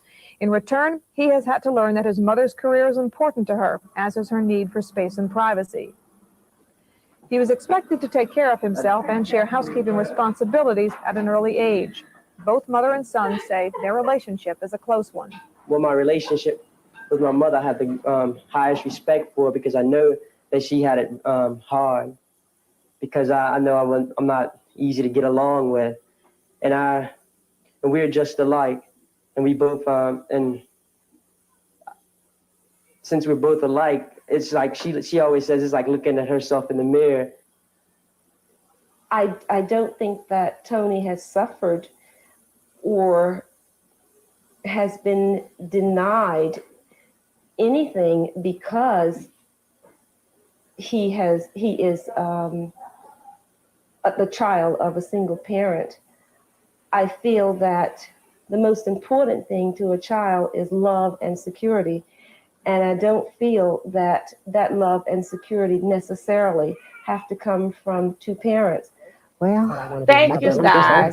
Thank you. And I'm Thank going to you. say, yes, I think marriage is important. And I think marriage is important to create a family unit that gives the child the kind of sustenance, I should say, which is emotional as well as physical in terms of the development of the child. Vivian Washington has counseled unwed mothers for a number of years. I think parenthood is a very serious responsibility. And frankly, I feel that being a parent calls for the support of a spouse, because bringing up a child as the only parent is extremely demanding. And as I said, the cost is so great. I don't think people realize what that cost can be in terms of what the person has to do by self, really. Experts warn that a single mother often doesn't anticipate the changes a child will make in her relationships with other people.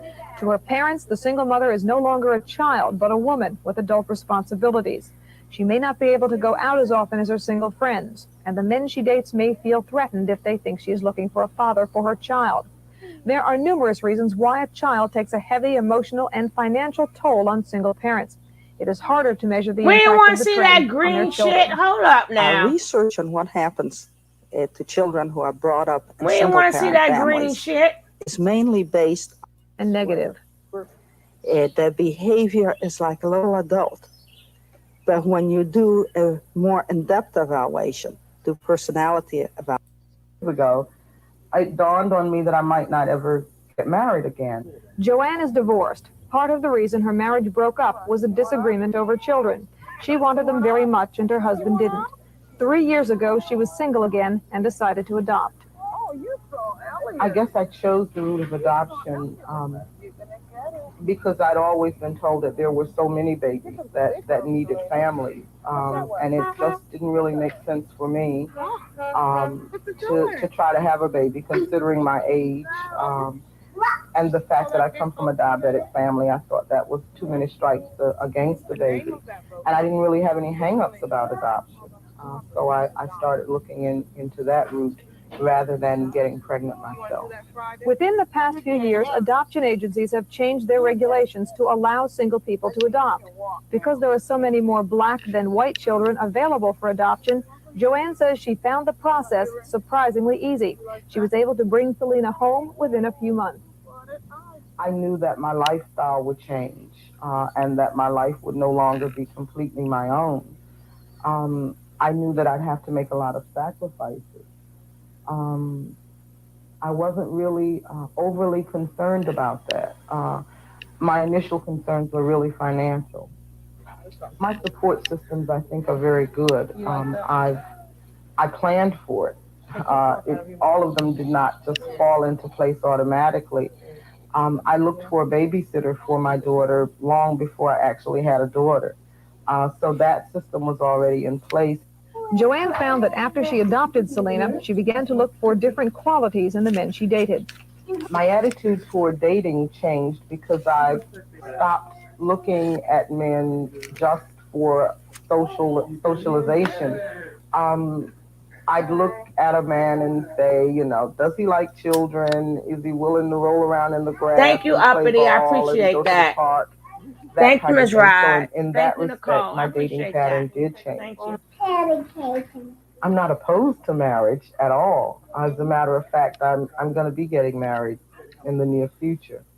It just didn't happen before the adoption.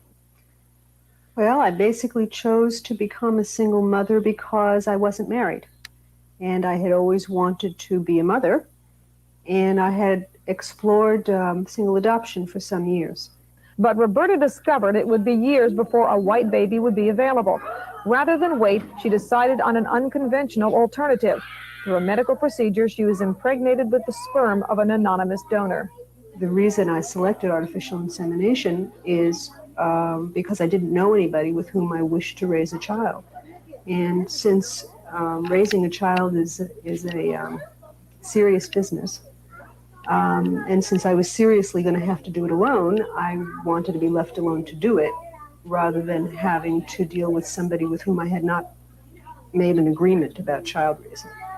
So artificial insemination allowed me to have some knowledge about family history and medical history and to maintain anonymity on both sides. Roberta's government job pays well enough for her and Alicia to live comfortably. She has no plans for marriage, she says. She hasn't met the right person.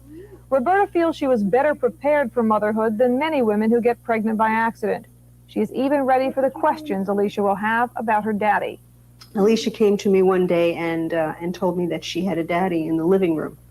And I said, no, you don't. And she said, yes, I do. And I said, no, you don't. Some children have daddies and some children don't. and so forth and so on. And she accepted that. And several times since then, she has said to me, my daddy is in such and such a place, in the living room or upstairs or at my school. And my reaction, and she knows that's a game. She understands that's a game. So my reaction is he really? I didn't know you had a daddy. And that's fine. She understands she doesn't. Some psychologists warn that children of single parents may develop a tremendous you. need to know their Thank origins, you. that Thank without you. knowing their Thank fathers, you, they will Uppity. feel incomplete. Exactly. Roberta says that if Alicia insists on finding her father, she will do what she can to help her daughter. She will also tell Alicia that unlike an adopted child, she was never rejected by anyone, but was very much wanted. For a growing number of single women, the warnings and the problems are not nearly as strong as their desire to raise their own children. Well, most people see that there will be more older women having children outside marriage, fewer younger women.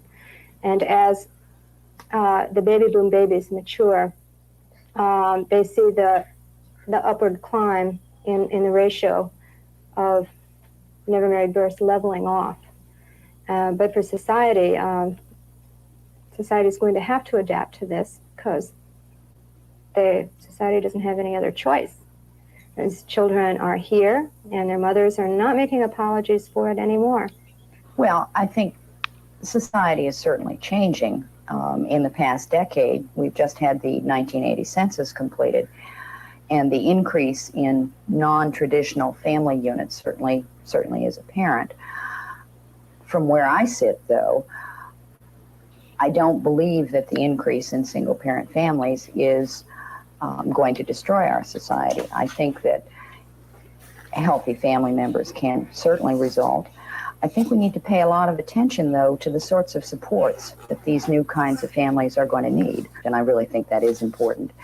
But the other thing, I think, are perhaps jobs with more flexible hours to enable a parent to be both parent and employee and good employee. I think daycare is very important. And daycare not just from 9 to 5, but also available for jobs that aren't 9 to 5 jobs, and to enable a single parent to have some time for themselves. There is also a need for emotional support systems like Parents Without Partners, a national network of support groups. In coming together, single parents have a chance to socialize, compare notes, and offer each other encouragement.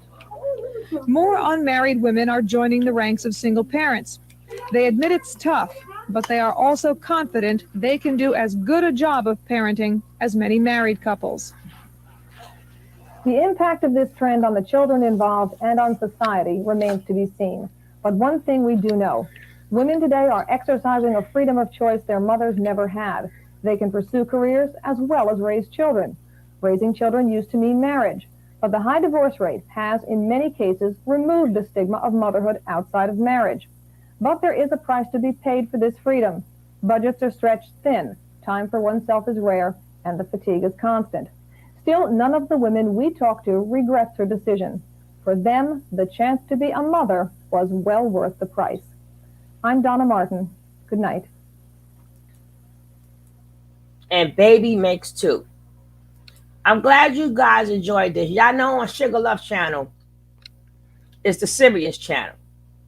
Tony T is the fuckery, and Sugar Love is where we get to the nits and the gritty, where we have conversations.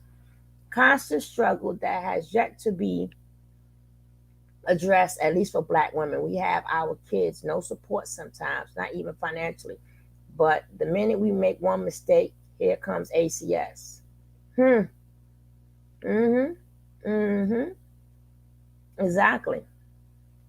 Exactly. But I like to throw these videos up because I'm tired of these new boomers trying to sell the thought to Black women that they're modern, and calling them gynocrats and calling them hyenas and calling Black women all types of names like they came from a two-place family. We appreciate you too. And then what they do is, to sell their story, they'll blame it on their mother. How you gonna blame it? Oh, it was kids having kids. It wasn't adults having kids. It was babies making babies. You'd be amazed when you find out how old was your grandmother when she had her first kid. You'd be amazed to find out how old your great-grandmother was when she had her first kid. You'd be amazed. You would be amazed of the ages. You'd be amazed. I had a video, but I guess I'm gonna have to play it even later because I had it lined up. I don't know what happened to it. But you have the men always talking about all the different agencies, the stuff we have for women. That because we had to take care of kids and we had things to do. Y'all men out there in the street. Y'all didn't create an agency or a corporation on them corners y'all stay on. The men running the street, they didn't accomplish nothing. But they mad, but they always constantly telling us all the things that we have. Well, y'all had the corner. What did y'all do on the corner? Y'all had the stoop. What y'all do on the stoop? Y'all didn't start no programs or no nothing. So because women got opportunities, y'all, well, the men didn't get the same opportunity. Majority of y'all ninjas ain't finished 7th grade. Stop it.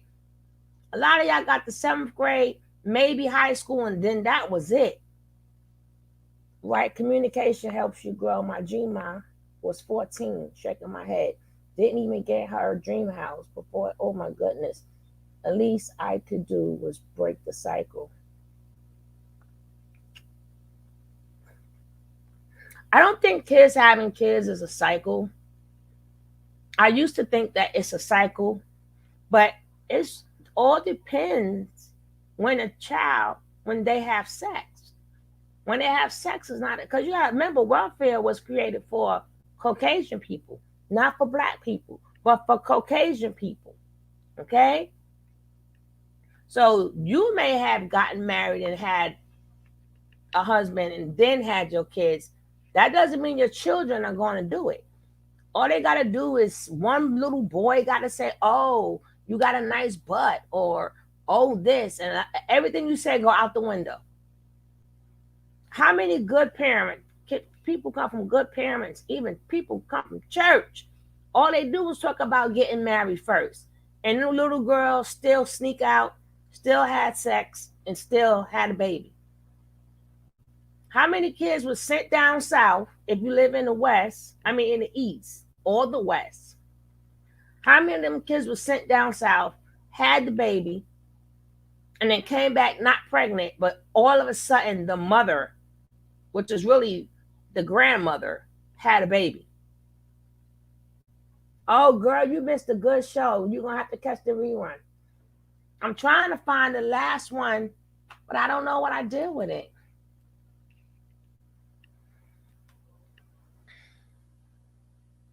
Tag it. What did I do with it?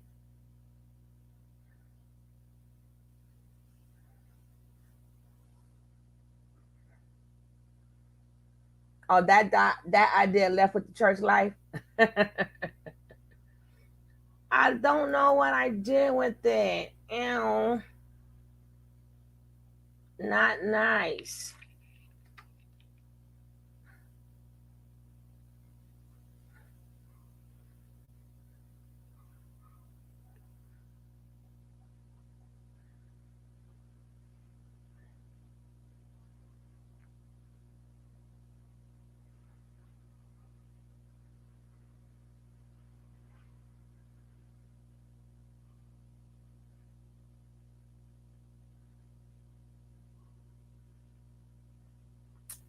Dang it.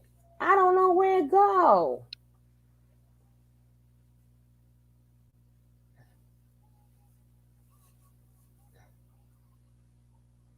Let me see something.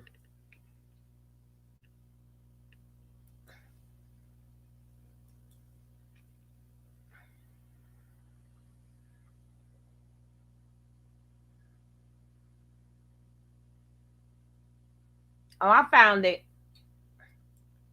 I found it for you guys. I found it. Hey, James. I found what I was looking for. a lot of our GMAs had babies young, then had to raise baby. But due to lack of communication, it keeps going on.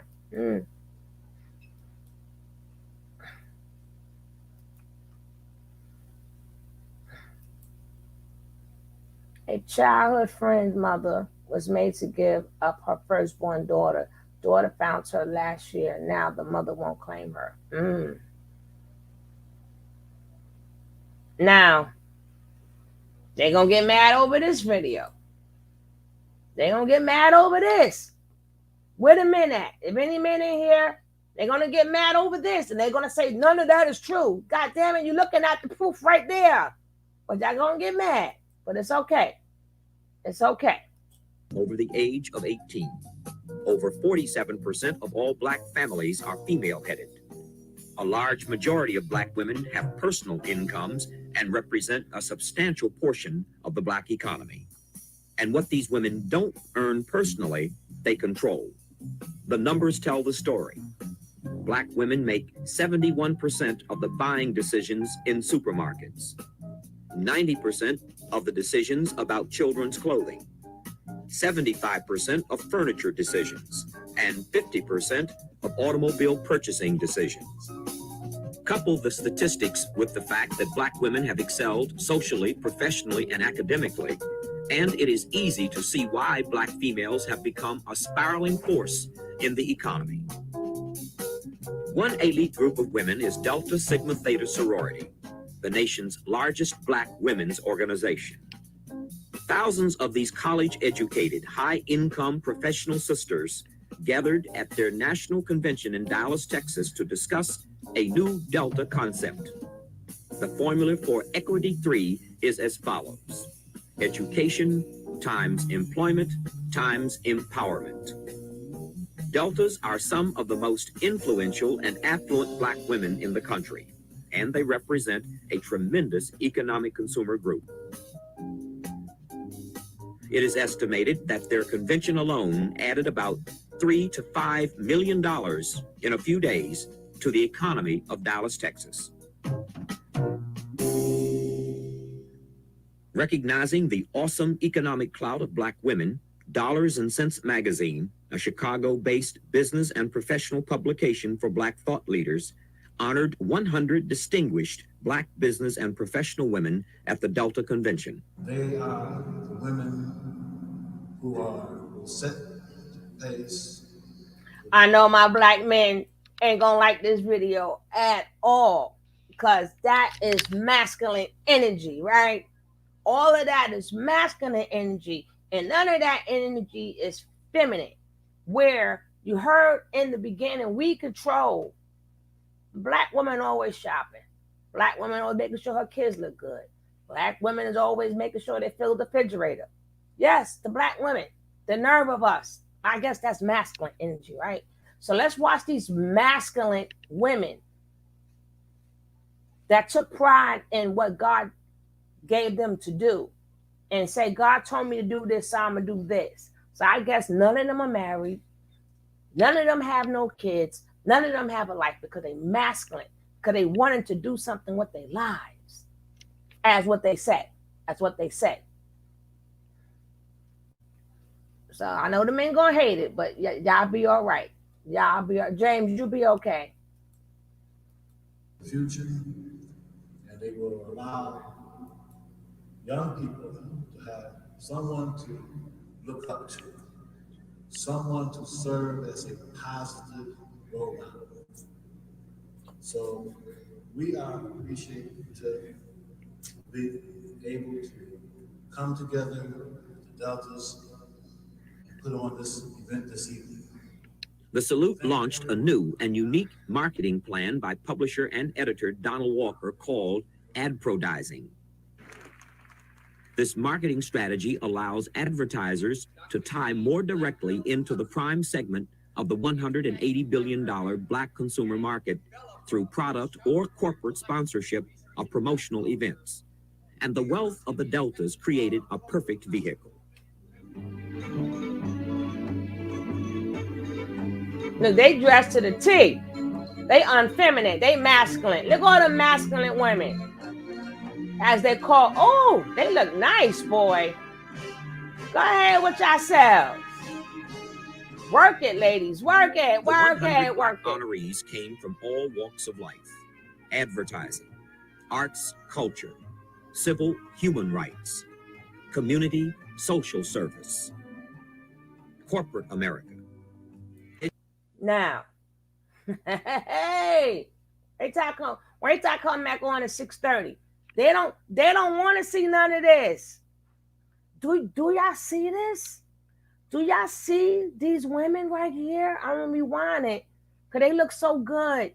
They don't want to see us women like this. They want us to be barefoot and pregnant. Do y'all see? They don't want this.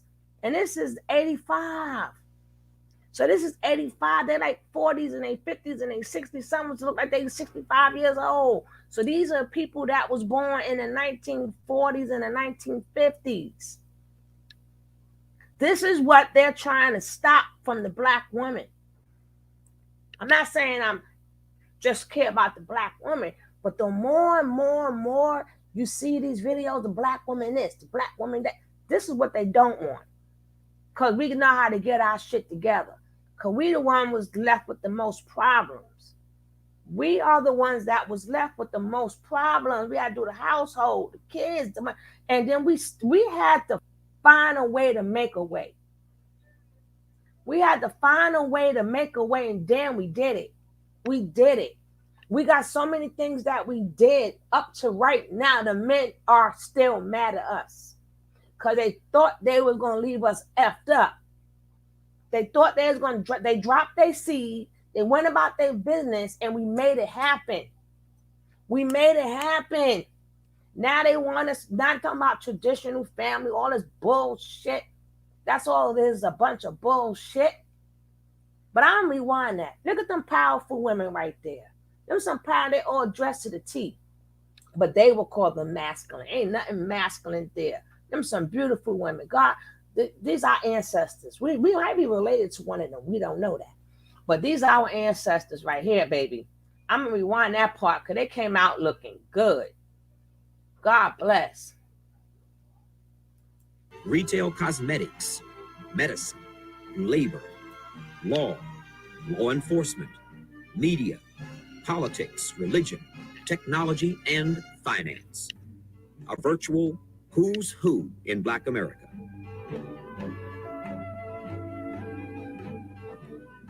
All of these women excel in their professions and are among the most powerful Black women in the country. However, to fully understand the awesome economic potential that exists in a $200 billion economy, you have to talk to the giants of the finance world. The general consensus is that economic development in the Black community is dependent on Blacks supporting Black business enterprise. I think it's very important that the Black community, the Black American community, support Black business. Unfortunately, we do not support it like we should. But One major business power broker is Ernesta Procope, President and Chief Executive Officer of the nation's largest Black-owned insurance brokerage firm, E.G. Bowman Company in New York. She is also a board member of Avon Products Company. I think that they should have an all-out campaign, and the topic of it should be supporting Black business. And I think that if we would emphasize this and impress upon Black people that it is absolutely important that we support each other, we can then begin to be economically free. Why have we not? If it is as simple as you say, why have we not done that? Well, maybe we haven't shown them the kind of images that they should see. Maybe we haven't really portrayed ourselves to the public so that they will know that there are people who they can do business with and that they would be proud of. And they would certainly gain the same type of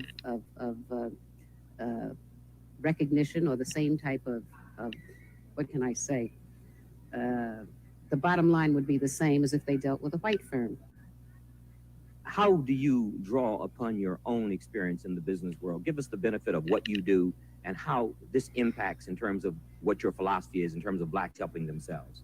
Well, I, as you know, am an insurance broker. We have an insurance brokerage firm It's the largest black minority insurance brokerage firm in this country. We hire 40 people, and we deal mainly in business insurance as opposed to personal insurance.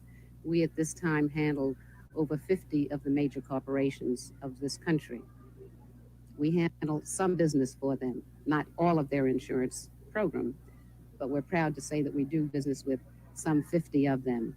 We also handle municipalities, public authorities, small business, nonprofit organizations, and proud to say, and I must say this, that we handle 300 black churches.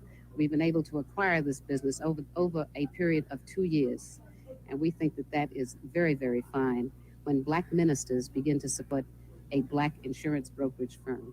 How does it work economically when a black church uses your brokerage firm to buy insurance? How is the money recycled? Well, certainly I hire 40 people, and even though we're an equal opportunity employer, I would say that 95% of my people are black. So certainly by way of their payroll, by way of their salary, they benefit from those insurance commissions. So the money is recycled? Certainly, without a doubt. Although blacks spend $180 billion on goods and services, they only spend 6.6% with black businesses. The black community, in effect, Oh, exports no jobs a year by spending 95%. Ah, Tekka, you're gonna have to catch the beginning of the video. The black men were never snatched out the house. The black man was never in the house, Tekka. I proved that in the first, when you watch this on a replay, you got to watch the replay. You got to watch the replay. It's on here. It's on here. That's when you come late to class. But the black man was never snatched out. Black man was never in the house. It's a lie? Then you late to class too. Why you didn't come to class earlier? It was them little boys having kids with freaking little girls. What are you talking about? If it's a lie, prove it's a lie.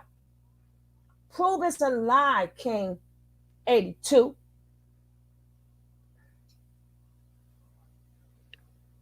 Anybody would like to see the beginning, catch the replay. I appreciate that.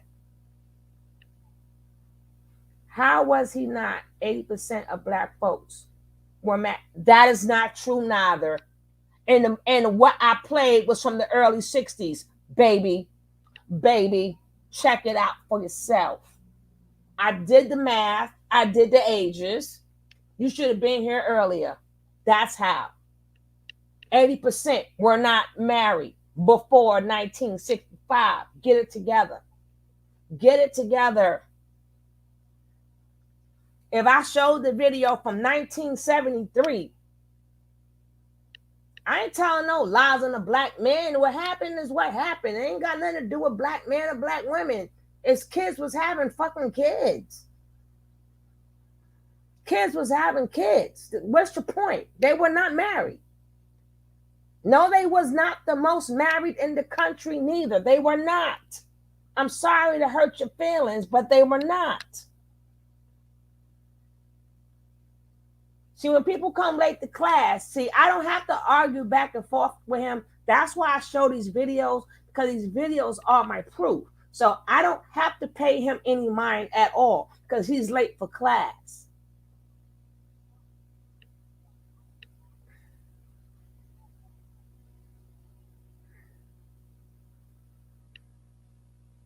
I ain't contradict myself, dummy. I said the video I showed was in 1973. So if they were 20 and over, that'd have been 19. They'd have been born in the 1950s and in the 60s. Get your math together, okay? Get your math together. I ain't contradict nothing. They were not married. It's 73. I said the video was done in 73. So that means if they was grown in 73, that means that they were not married in 65. They had these babies in the fucking 60s. The video was in 1973 showing all these babies rolling around. Now go take yourself someplace. You're getting on my nerves. You're getting on my nerves. What you talking about the man? It happened. It happened. What the fuck? It happened. It's done.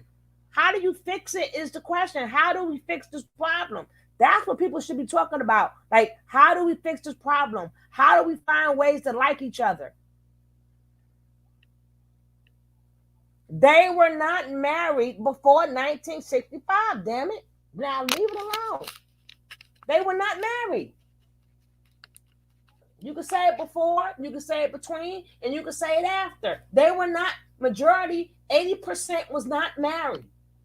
And 20% was, so you're trying to say 20% was not married, but 80% will get the, I'm sorry, it didn't go down like that. No, it's men like you that's it's tell wrong information because you thinking it's a man and woman thing. I don't think it's a man and woman thing. I'm just educating my people what went on. The census is yes, the census is lying. You ain't know? You ain't know? It's always somebody that want to test you when they don't even come in and watch the whole video. And they like to disturb shit. But I'm with you. Let's go. Let's go with your childish propaganda that you're trying to spread here. Like, we don't watch stuff like this. Like, we all ain't grown. Like, some of us was not born in before the night. Some of us right here was born in the fucking 60s. And a mother and father was not freaking married, which means a mother and a father would have been born in the 40s. They mother and father. We got people in here right now who were born in the 70s, which means their parents was born in the 40s or in the 50s. A lot of their parents were not married to fuck neither. Ask the kids from the 70s how much of their parents were married when they had them. Where my 70 babies at? If he said before 65, anybody that's between 50 and 50 and 55 years old, tell me if your parents were married. King, go ahead with the South. Go ahead with the South.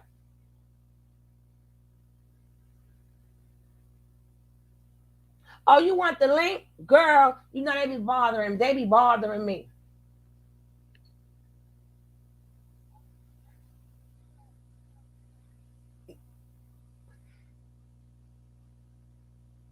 How many people parents were married? That's only one. That's one. We could do a census right now, and it's with these 17 people. We could do a quick census. That's one. Now, if the other 16, it was your parents married, if you are over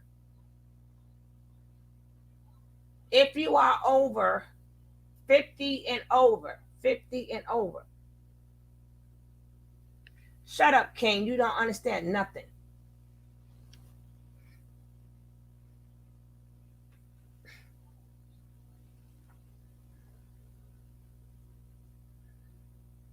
Now, you could be born in the 80s. He just talking about 80% was married in 65. Like hell they was. They were not. They were not. He's so small-brained, he's not even understanding what I'm saying. Maybe he was born in 82, so he don't know no better. He's an 82 baby. He don't know nothing. Okay, that's two. We got 15 more people. We only got 2 people out of 17 people. We got 2 people. I showed that they wasn't damning. I ain't going backwards for you. I ain't going back to for you. You go find out your damn self. That's because you was born in 82. You think you would know something about 40 by now. King. You ain't even no damn king. You ain't no king. You want to be a king? Who appointed you? Let me stop with you. You're getting on my damn nerves. What do you mean mine wasn't? Where you get the don't talk about my mother and father. Don't talk about my mama and daddy. Yours wasn't. What do you mean mine wasn't? Did you hear me say mine wasn't married? Did you hear me say mine were not married? Slow your roll, homeboy. Slow your roll. I never said my mother and father was not married. Slow your roll. Slow your roll. It doesn't matter. We got people in the bushes, dummy. My last name is King Smarty. That's right, Smarty. I like that one. I'm smart. Thank you. Thank you very much. I am Smarty. I am Smarty. I like that. No, I'm not wrong. I am correct. And you never heard me say my parents wasn't married. So what do you mean maybe yours? What the hell you mean maybe yours? You didn't even ask me. Were your parents married? You didn't even ask me. You just told me my parents was married. Duh. Ain't nobody spreading lies on the black men. Who the fuck? What? Like I said, don't talk about my mother. Don't talk about my father. We're going to talk about mother and father. I didn't say that my parents were not married. You never heard me say that. Oh, that's much better. That's much better, King. I don't play when it comes down to my mom and dad. You asked me. Now I'm not answering you. Now, if somebody else asks me, then I answer. But I'm not answering you. People don't want to accept the fact that you ain't making me do nothing. If somebody else asked me, I said I answer. Not for you, because you shouldn't have came out your mouth. You shouldn't have came out your mouth. Then we could have had a conversation. Exactly, lie on my ass. I ain't got nothing to prove to you. Because you ain't nothing to me that I have to prove something to. You're absolutely nobody that I care about to have to tell you the truth or the lie. It doesn't matter. You just mad because the men wasn't there. The men were not there. Some families, they had the men there and some did not. Why are you mad? Why are you mad? It is what it is. It was part of the struggle us black families went through. A lot of us was to come from fatherless fucking homes. It is what it is. You can't pull my card.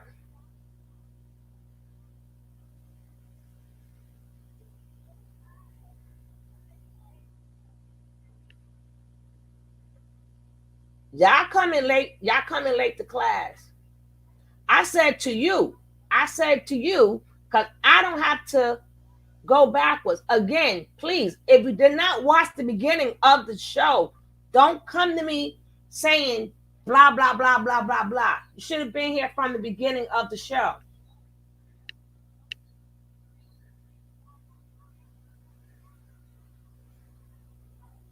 Some things was certain people were married. Yes, they were married.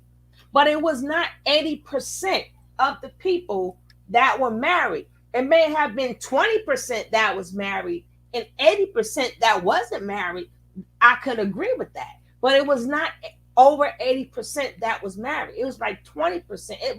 It's the opposite way around. It is opposite.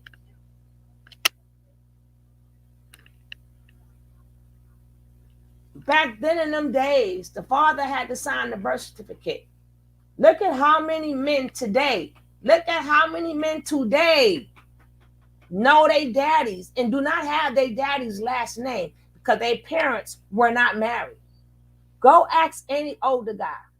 Who being disrespectful in the chat? It was the majority. It was the majority of black men and black women where they were not married. Why do you keep thinking it's just black men? The black men and the black women were not married. That's it.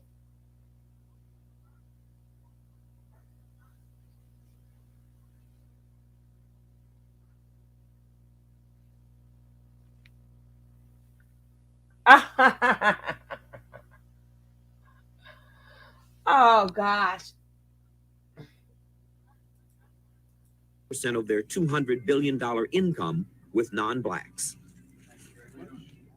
Jewel LaFontant, another honoree, says this is a major stumbling block to black progress.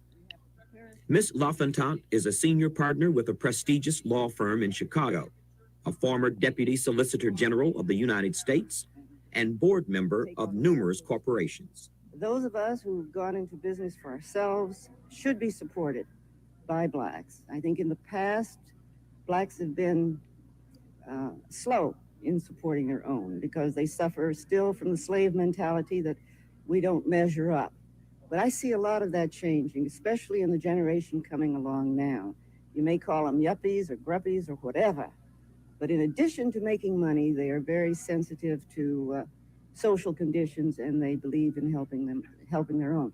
And that's the only way that we are going to survive, is if we recognize our people who have ability, who have a product to sell, and really support them. Everyone else does. Why should we be any different? But I think we've learned now, and we find over and over again examples of thriving black businesses that are supported primarily by black people. I tell young people who are coming along, especially young women who are going into business or law or whatever, some of them have 5-year plans, 10-year plans. I say, throw the plans away. I said, you're only limiting your horizons. There's so much out there that you don't even know exists. Just prepare yourself as best you can, do your very best, and support each other. And when these doors open, be prepared to walk through. You just should not plan, in 5 years I'm going to be this, and 10 years I'm going to be that, because you don't know what's out there. And you have to be flexible. How do you evaluate the position the black woman is in the world of business? Is she up with the rest of the is she up with the genders, black and white? Is she behind? How do you evaluate it? Well, I really have to talk from the top of my head, but I would say that generally the black female is still far behind her white counterpart. And there are a lot of reasons for that, but I don't think those reasons should hold us back now. More and more black females are becoming educated, are getting good positions that they can use when they want to step into their own life of business. And we're growing, we're getting there. But yes, we have not caught up with the white female, just like the black has not caught up with the white male, and it'll take some years. But we don't have to worry about catching up with anyone. What we have to worry about is taking what we have, what we are, improving upon it, and making great things happen, and they will. But I think we make a mistake when we try to compare ourselves with a particular group. I think that we can build our own economic base. Without an economic base in the black community, we have nothing. Louise Quarles Lawson and Thelma Smith are experts in finance. As the head of the nation's third largest black-owned savings and loan company, Lawson became the first black woman to hold the position of president and CEO of a savings and loan institution. What happens is that blacks don't understand that if you have a part of the action, then you can get things when you need them.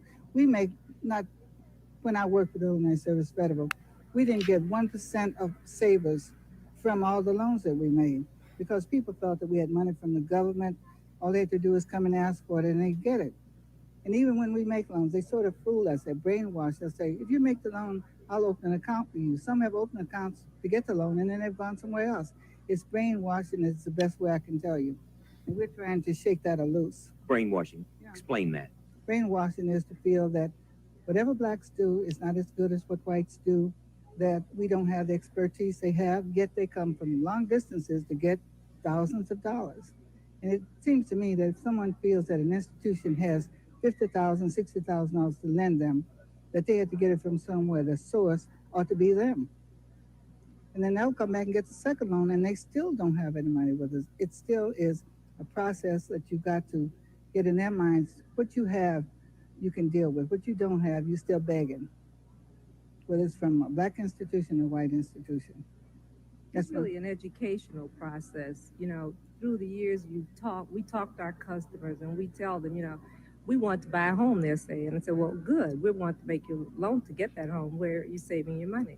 Well, I have that downtown. Well, why didn't you get your loan for your home downtown? Well, I thought I would leave my money down there and get my loan here. And then we take the time to tell them what it's all about. You know, their money must be here so that we can put it back into the community. The people standing out there in line making deposits, we're letting you have their money. You know, they have the confidence in our association. So it's been an educational process, and I can see the change. Lawson's protege, Thelma Smith, is currently president and chief executive officer at Illinois Service Federal Savings and Loan Association in Chicago. In terms of economic self-development, what is the process, let's say, when the black person, depositor, puts money in your facility? How is it recycled? How would that help the black community? It helps them very much. They might not be aware of it, but when they are putting their money with us in savings deposits, we in turn, we put it back into the community. We are making loans for, you know, financing the purchase or the improvement of property, and we need a strong economic base of community, and that's what we're all about. You suffer to some extent from a bias on the part of our own people, and obviously you suffer to some extent from the gender bias. Those two things together, you ladies have made remarkable strides. How have you been able to overcome those two, let's say, negatives? You want to go, or do you want me to go? Just hard work, first of all, hard work and, you know, commitment. And we've worked as a team for many years, and we got there when the association was young, and we were able to grow with it, and we took a hold of it, and we held on to it. As far as the gender business went, we were there first. You know, very often people say, how do you get along with employees? Do they like working for a woman? I said, I would imagine so, since they had a choice of not. Since I hired them, I would imagine they like it just fine, you know. Explain your business to us. Give us some sense of its size, its history. Our assets, we have assets in the amount of $105 million. We're proud of that. And we celebrated our 50th anniversary last July. It's a financial institution, Savings and Loan Association, started by a group of black men with great foresight. They saw a need for a strong economic base in the community. They got together and started. What we do is we receive savings and it's then funneled back into the community in the form of mortgage loans. And we're doing a great job in our community. We're proud. And we've worked together for 30-something years. That's a long time. Oh, sure is. We still get along. We're still friends. Another thing we do is train young black people in the field of finance. And they've gone on to big institutions and other jobs, and we feel proud about that. After default, high unemployment, and a spiritual and financial depression, Cleveland's economic downturn has been turned around. Many in the city's power structure believe this black woman is partly responsible for Cleveland's new vitality. She is Sarah Short Austin, Executive Director of the Greater Cleveland Roundtable, a collection of the city's top civic, religious, and economic leaders. Called gutsy, dynamic, and hardworking, Ms. Austin brings to her position a wealth of experience in urban and economic affairs. She is considered by some to be in one of the most powerful positions of its kind in the country. Today is what we're focusing on today is very serious business. Indeed, it is the business of Cleveland area businesses. It is the business of how we can make Cleveland business once again that robust engine that drove our city to greatness. Businesses owned by minorities are an important sector of Greater Cleveland. Economic good health can be a vital factor in the revitalization of the metropolitan Cleveland area. Minority-owned businesses pump a considerable sum of dollars into the Cleveland region. According to the most recent statistics, 1977, they had a gross sale of $194 million. They provide jobs for an estimated 40,000 local citizens. Because so many of them are concentrated in the central city, the 4,200 businesses controlled by minorities offer a financial flooring for the most economically hard-pressed section of the region. Minority businesses operate primarily in the economic sector that is critical to the revival of the metropolitan area, namely the service industry. I can think of no single effort that is more important to restoring the economic vitality to our regions than the goals we've set in the new economic partnership of the Roundtable. We launched our effort with the simple statement that equal economic opportunity is good for business, it's good for Cleveland, and it's good for the nation. For Cleveland specifically, it means an opportunity to increase the diversity of our economic base, to create local businesses, to reduce citizens' dependence on public expenditures, and to improve racial and ethnic harmony in our community. And Entrepreneurs are the foundation of a thriving capitalist system. Marilyn French Hubbard falls into that category as the president and CEO of Marilyn Hubbard Seminars and founder of Black Women Entrepreneurs. Were founded in 1970, and we have a little bit over 5,000 members nationwide. And the reason we founded the National Association for Black Women Entrepreneurs was to help women who wanted to create businesses and ventures for themselves. We found out that there were a lot of professional organizations. Many of our members, like myself, had been through some of the finest business schools, but in being in business school, you learn how to.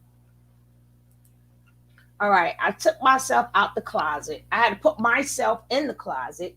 Now I'm taking myself back out the closet. And hopefully y'all are enjoying this part of seeing Black women have these businesses. They are CEOs. If they did this in 1985 and they're still doing it now, don't give up. Don't give up. Do not give up on women. Don't let nobody steal that from you. Don't let nobody steal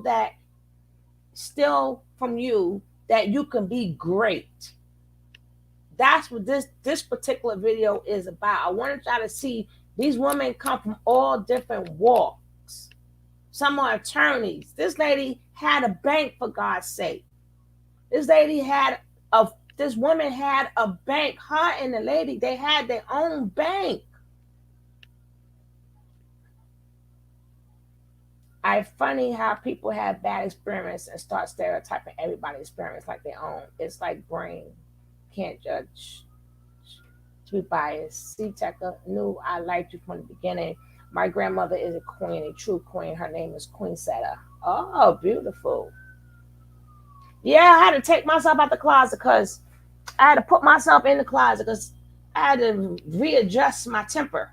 I had to readjust my temper, because I'm so tired of people making everything about women, about men, about men, about men. Why everything gotta be about you men?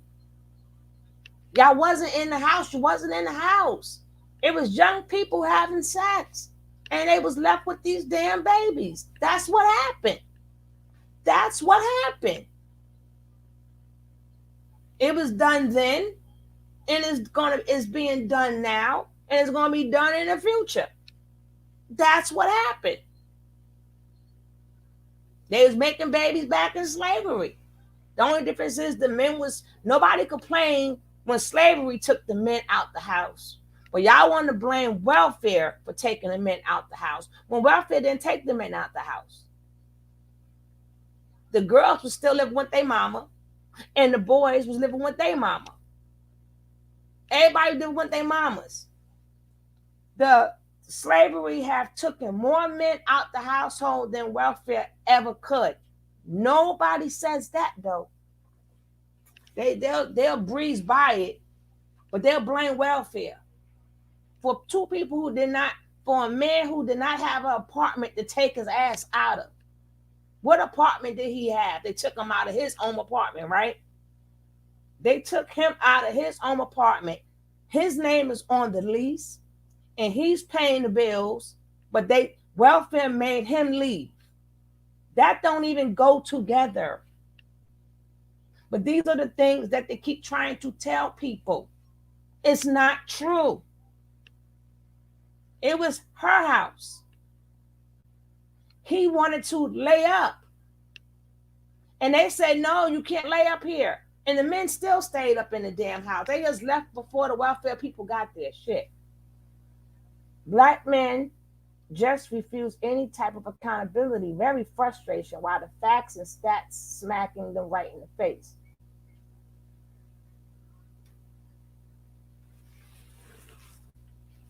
You don't hear nobody talking about how the men really was taken out the house. You don't hear these men, you don't hear nobody saying how many baby mamas these men have. We've been separated since separation. Y'all got to stop that. That's why I play these videos to let you know ain't nothing changed, and nothing has changed. Nothing.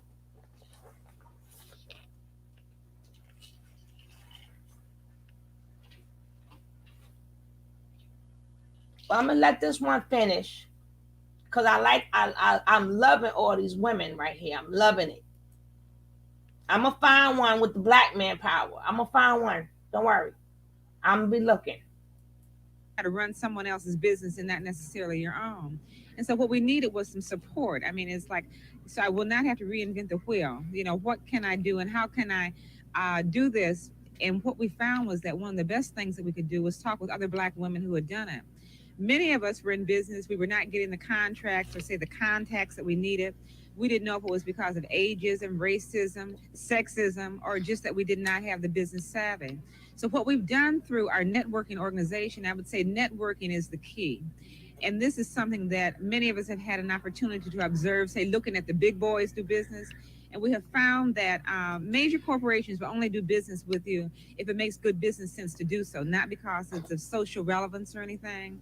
Many of us, say, have had opportunities because of visibility that black women get to do a lot of things, say, interacting with different people. So we thought what we wanted to do through our network was to bring people together, black women entrepreneurs. Tell them, Lady Pat. That could share these experiences. So this is the way we're meeting, say, the self-help. We believe in making success happen. We don't believe that success happens to you. We believe that you have to make it happen. So the programs that we do through our Black Women Entrepreneurs deal with financing, deal with management, deal with technical assistance. And so what we do is equip our members with the skills and the resources to enable them to be able to take care of opportunities as they arise. How does economic self-help in a practical sense, how is money recycled? Let's say that a black person buys from one of your member businesses. How does that money get back to that consumer? Okay, one of the things that we have to recognize is that most black women or most black people that are in business only cater with other black businesses. A lot of times say we don't like that, but that's reality as we look at the United States, we look at black economic development. This is something that we have to do. We have to deliver quality service so blacks will want to do business with one another. We have to let each other know what the other person is doing. We have really, through Black Women Entrepreneurs, it's just been just phenomenal. Say the sisterhood and looking at, say it as women and also as blacks, looking at that we have to help one another. There's been a lot of joint ventures. One of the things that has helped, like say there may be a woman in Memphis, there may be a woman in Chicago, a woman in Detroit with a small PR firm. None of them can get anything because they cannot bid on anything of substance, but coming together and doing joint ventures and being able to, bid on projects that amount to something, and say getting rid of the egos as to whose name is going to be and just look at the money that's flowing into the businesses and subsequently through their pockets. So I would say the first thing would be doing business with one another, but also delivering quality service. There's going to be a few of us that will be able to do business with the mainstream. But I think if we really develop those businesses, what we can do is subcontract, with other people who do not have the wherewithal, say, to get the big contracts with mainstream. How important to these businesses is the black consumer? The black consumer, I think that we're very, very important. A lot of times, say the major market does not want to admit that. But just say the black women, black women are the people who spend the money.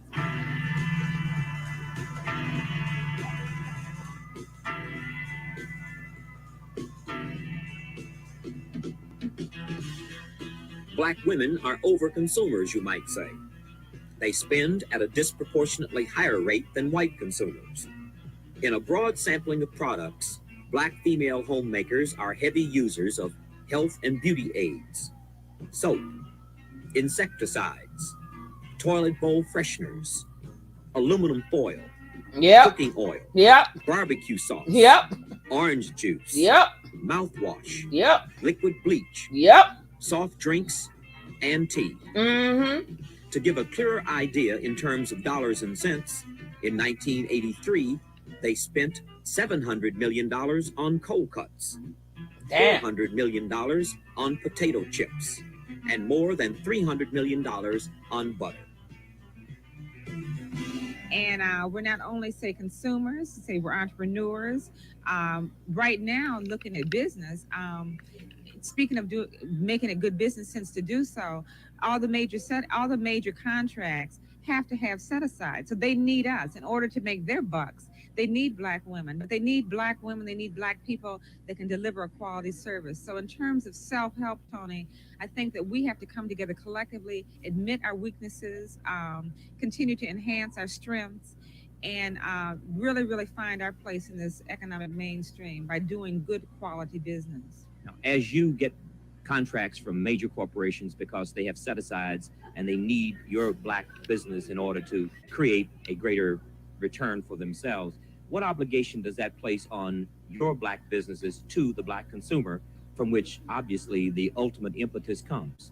Okay, I would say, like, again, delivering quality service, trying to deliver a product at a price that Black consumers can afford. And I think one of the things that we as Black people have to do as we enter the economic mainstream is to educate our consumers. A lot of times it may cost a little bit more to do business with a Black person, but there's a reason for that. So I think as we as entrepreneurs and as consumers, we have to work hand in hand. We have to deliver a quality service, and they have to support our businesses by buying our services and products. And say collectively, that's one of the things that Black women entrepreneurs has really been instrumental in doing, is getting contracts as a collective force. None of us, say, as a single business can do some of the things or accomplish some of the things that we have. But collectively, I know, right? Especially the cold cuts. The cold cuts. I was like, damn. Qualified and certified that have goods and services that you buy. Now do business with us. This question doesn't necessarily relate to Black women in business, but it relates to Black people in business. And I've had two primary objections from Black consumers to Black businesses. A, that Black businesses overcharge. B, Black businesses frequently are not courteous. What can Black businesses do about that? That's where my business comes into play. The name of my business is Marilyn Hubbard Seminars, and that's what we specialize in, is customer relations and sales training. And people are our business, and we do have to deliver a quality service. We do have to be courteous. But I think, too, we have to understand Black businesses are under stress. The consumer comes in wanting a good project, but they don't know that the Black business is wondering, is the phone going to be on, in 5 minutes? But what we have to do is to train our people. Tony Brown Productions produces this program and is solely responsible for its 30-something years. Well, guys, I hope you enjoyed this. And whoever came in towards the end, go back and watch the beginning. We got to remember we are Black people.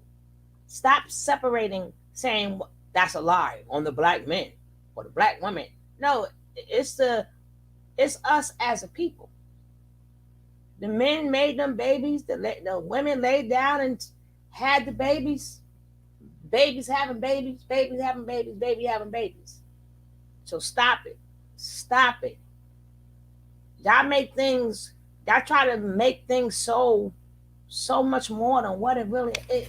That's what it is. Babies was having babies. Thank you, Tekka.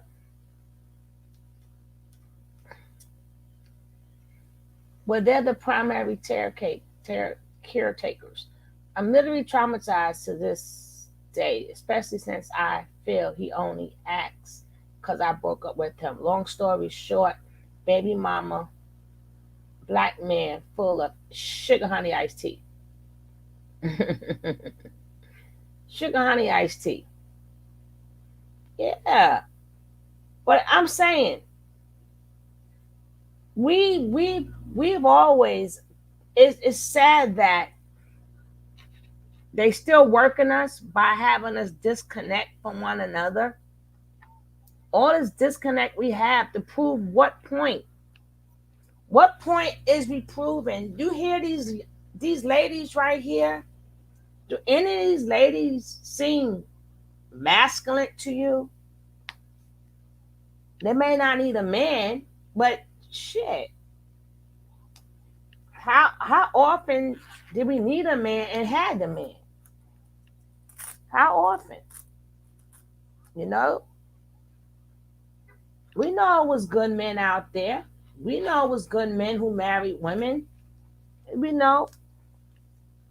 But even to today, you know, ask a lot of these older men, do them and their father got the same last name? See, people like to read statistics, where they don't like to do statistics. I pay them no mind. Well, hopefully y'all guys enjoyed this. I don't know what effery is going on over there, but let me see what effery, my effery channel, I'm going to go just look at. But I see you guys on the next one. There's going to be another one. Hopefully y'all enjoyed this. If not, somebody just catch the beginning. Right? I know way too many good men for years to be pressed by any insult. Yeah, exactly. You got good men, you got bad men. That's it. It's that simple. Good men, bad men. Good females, bad females. I don't talk for females. I'm a black human being. I'm black first. When you're a boy or girl, they go black girl. See, the word black comes in front of our name. They don't say 14-year-old black girl. They go black girl, 14 years old. I'm looking for a black male, or white cops go, I'm looking for a black or white male. The color always come first. So I don't separate myself from the black man. But I'm not gonna sit up there and let you just keep dumping on us. But let me dump everything on them to make us look good. These women ain't having it. Look at these women right here. They got together and they made this millions. One lady said her bank had $105 million. Imagine if we still supported these businesses. Well, anyway, I'm out of here. I see y'all on the other side.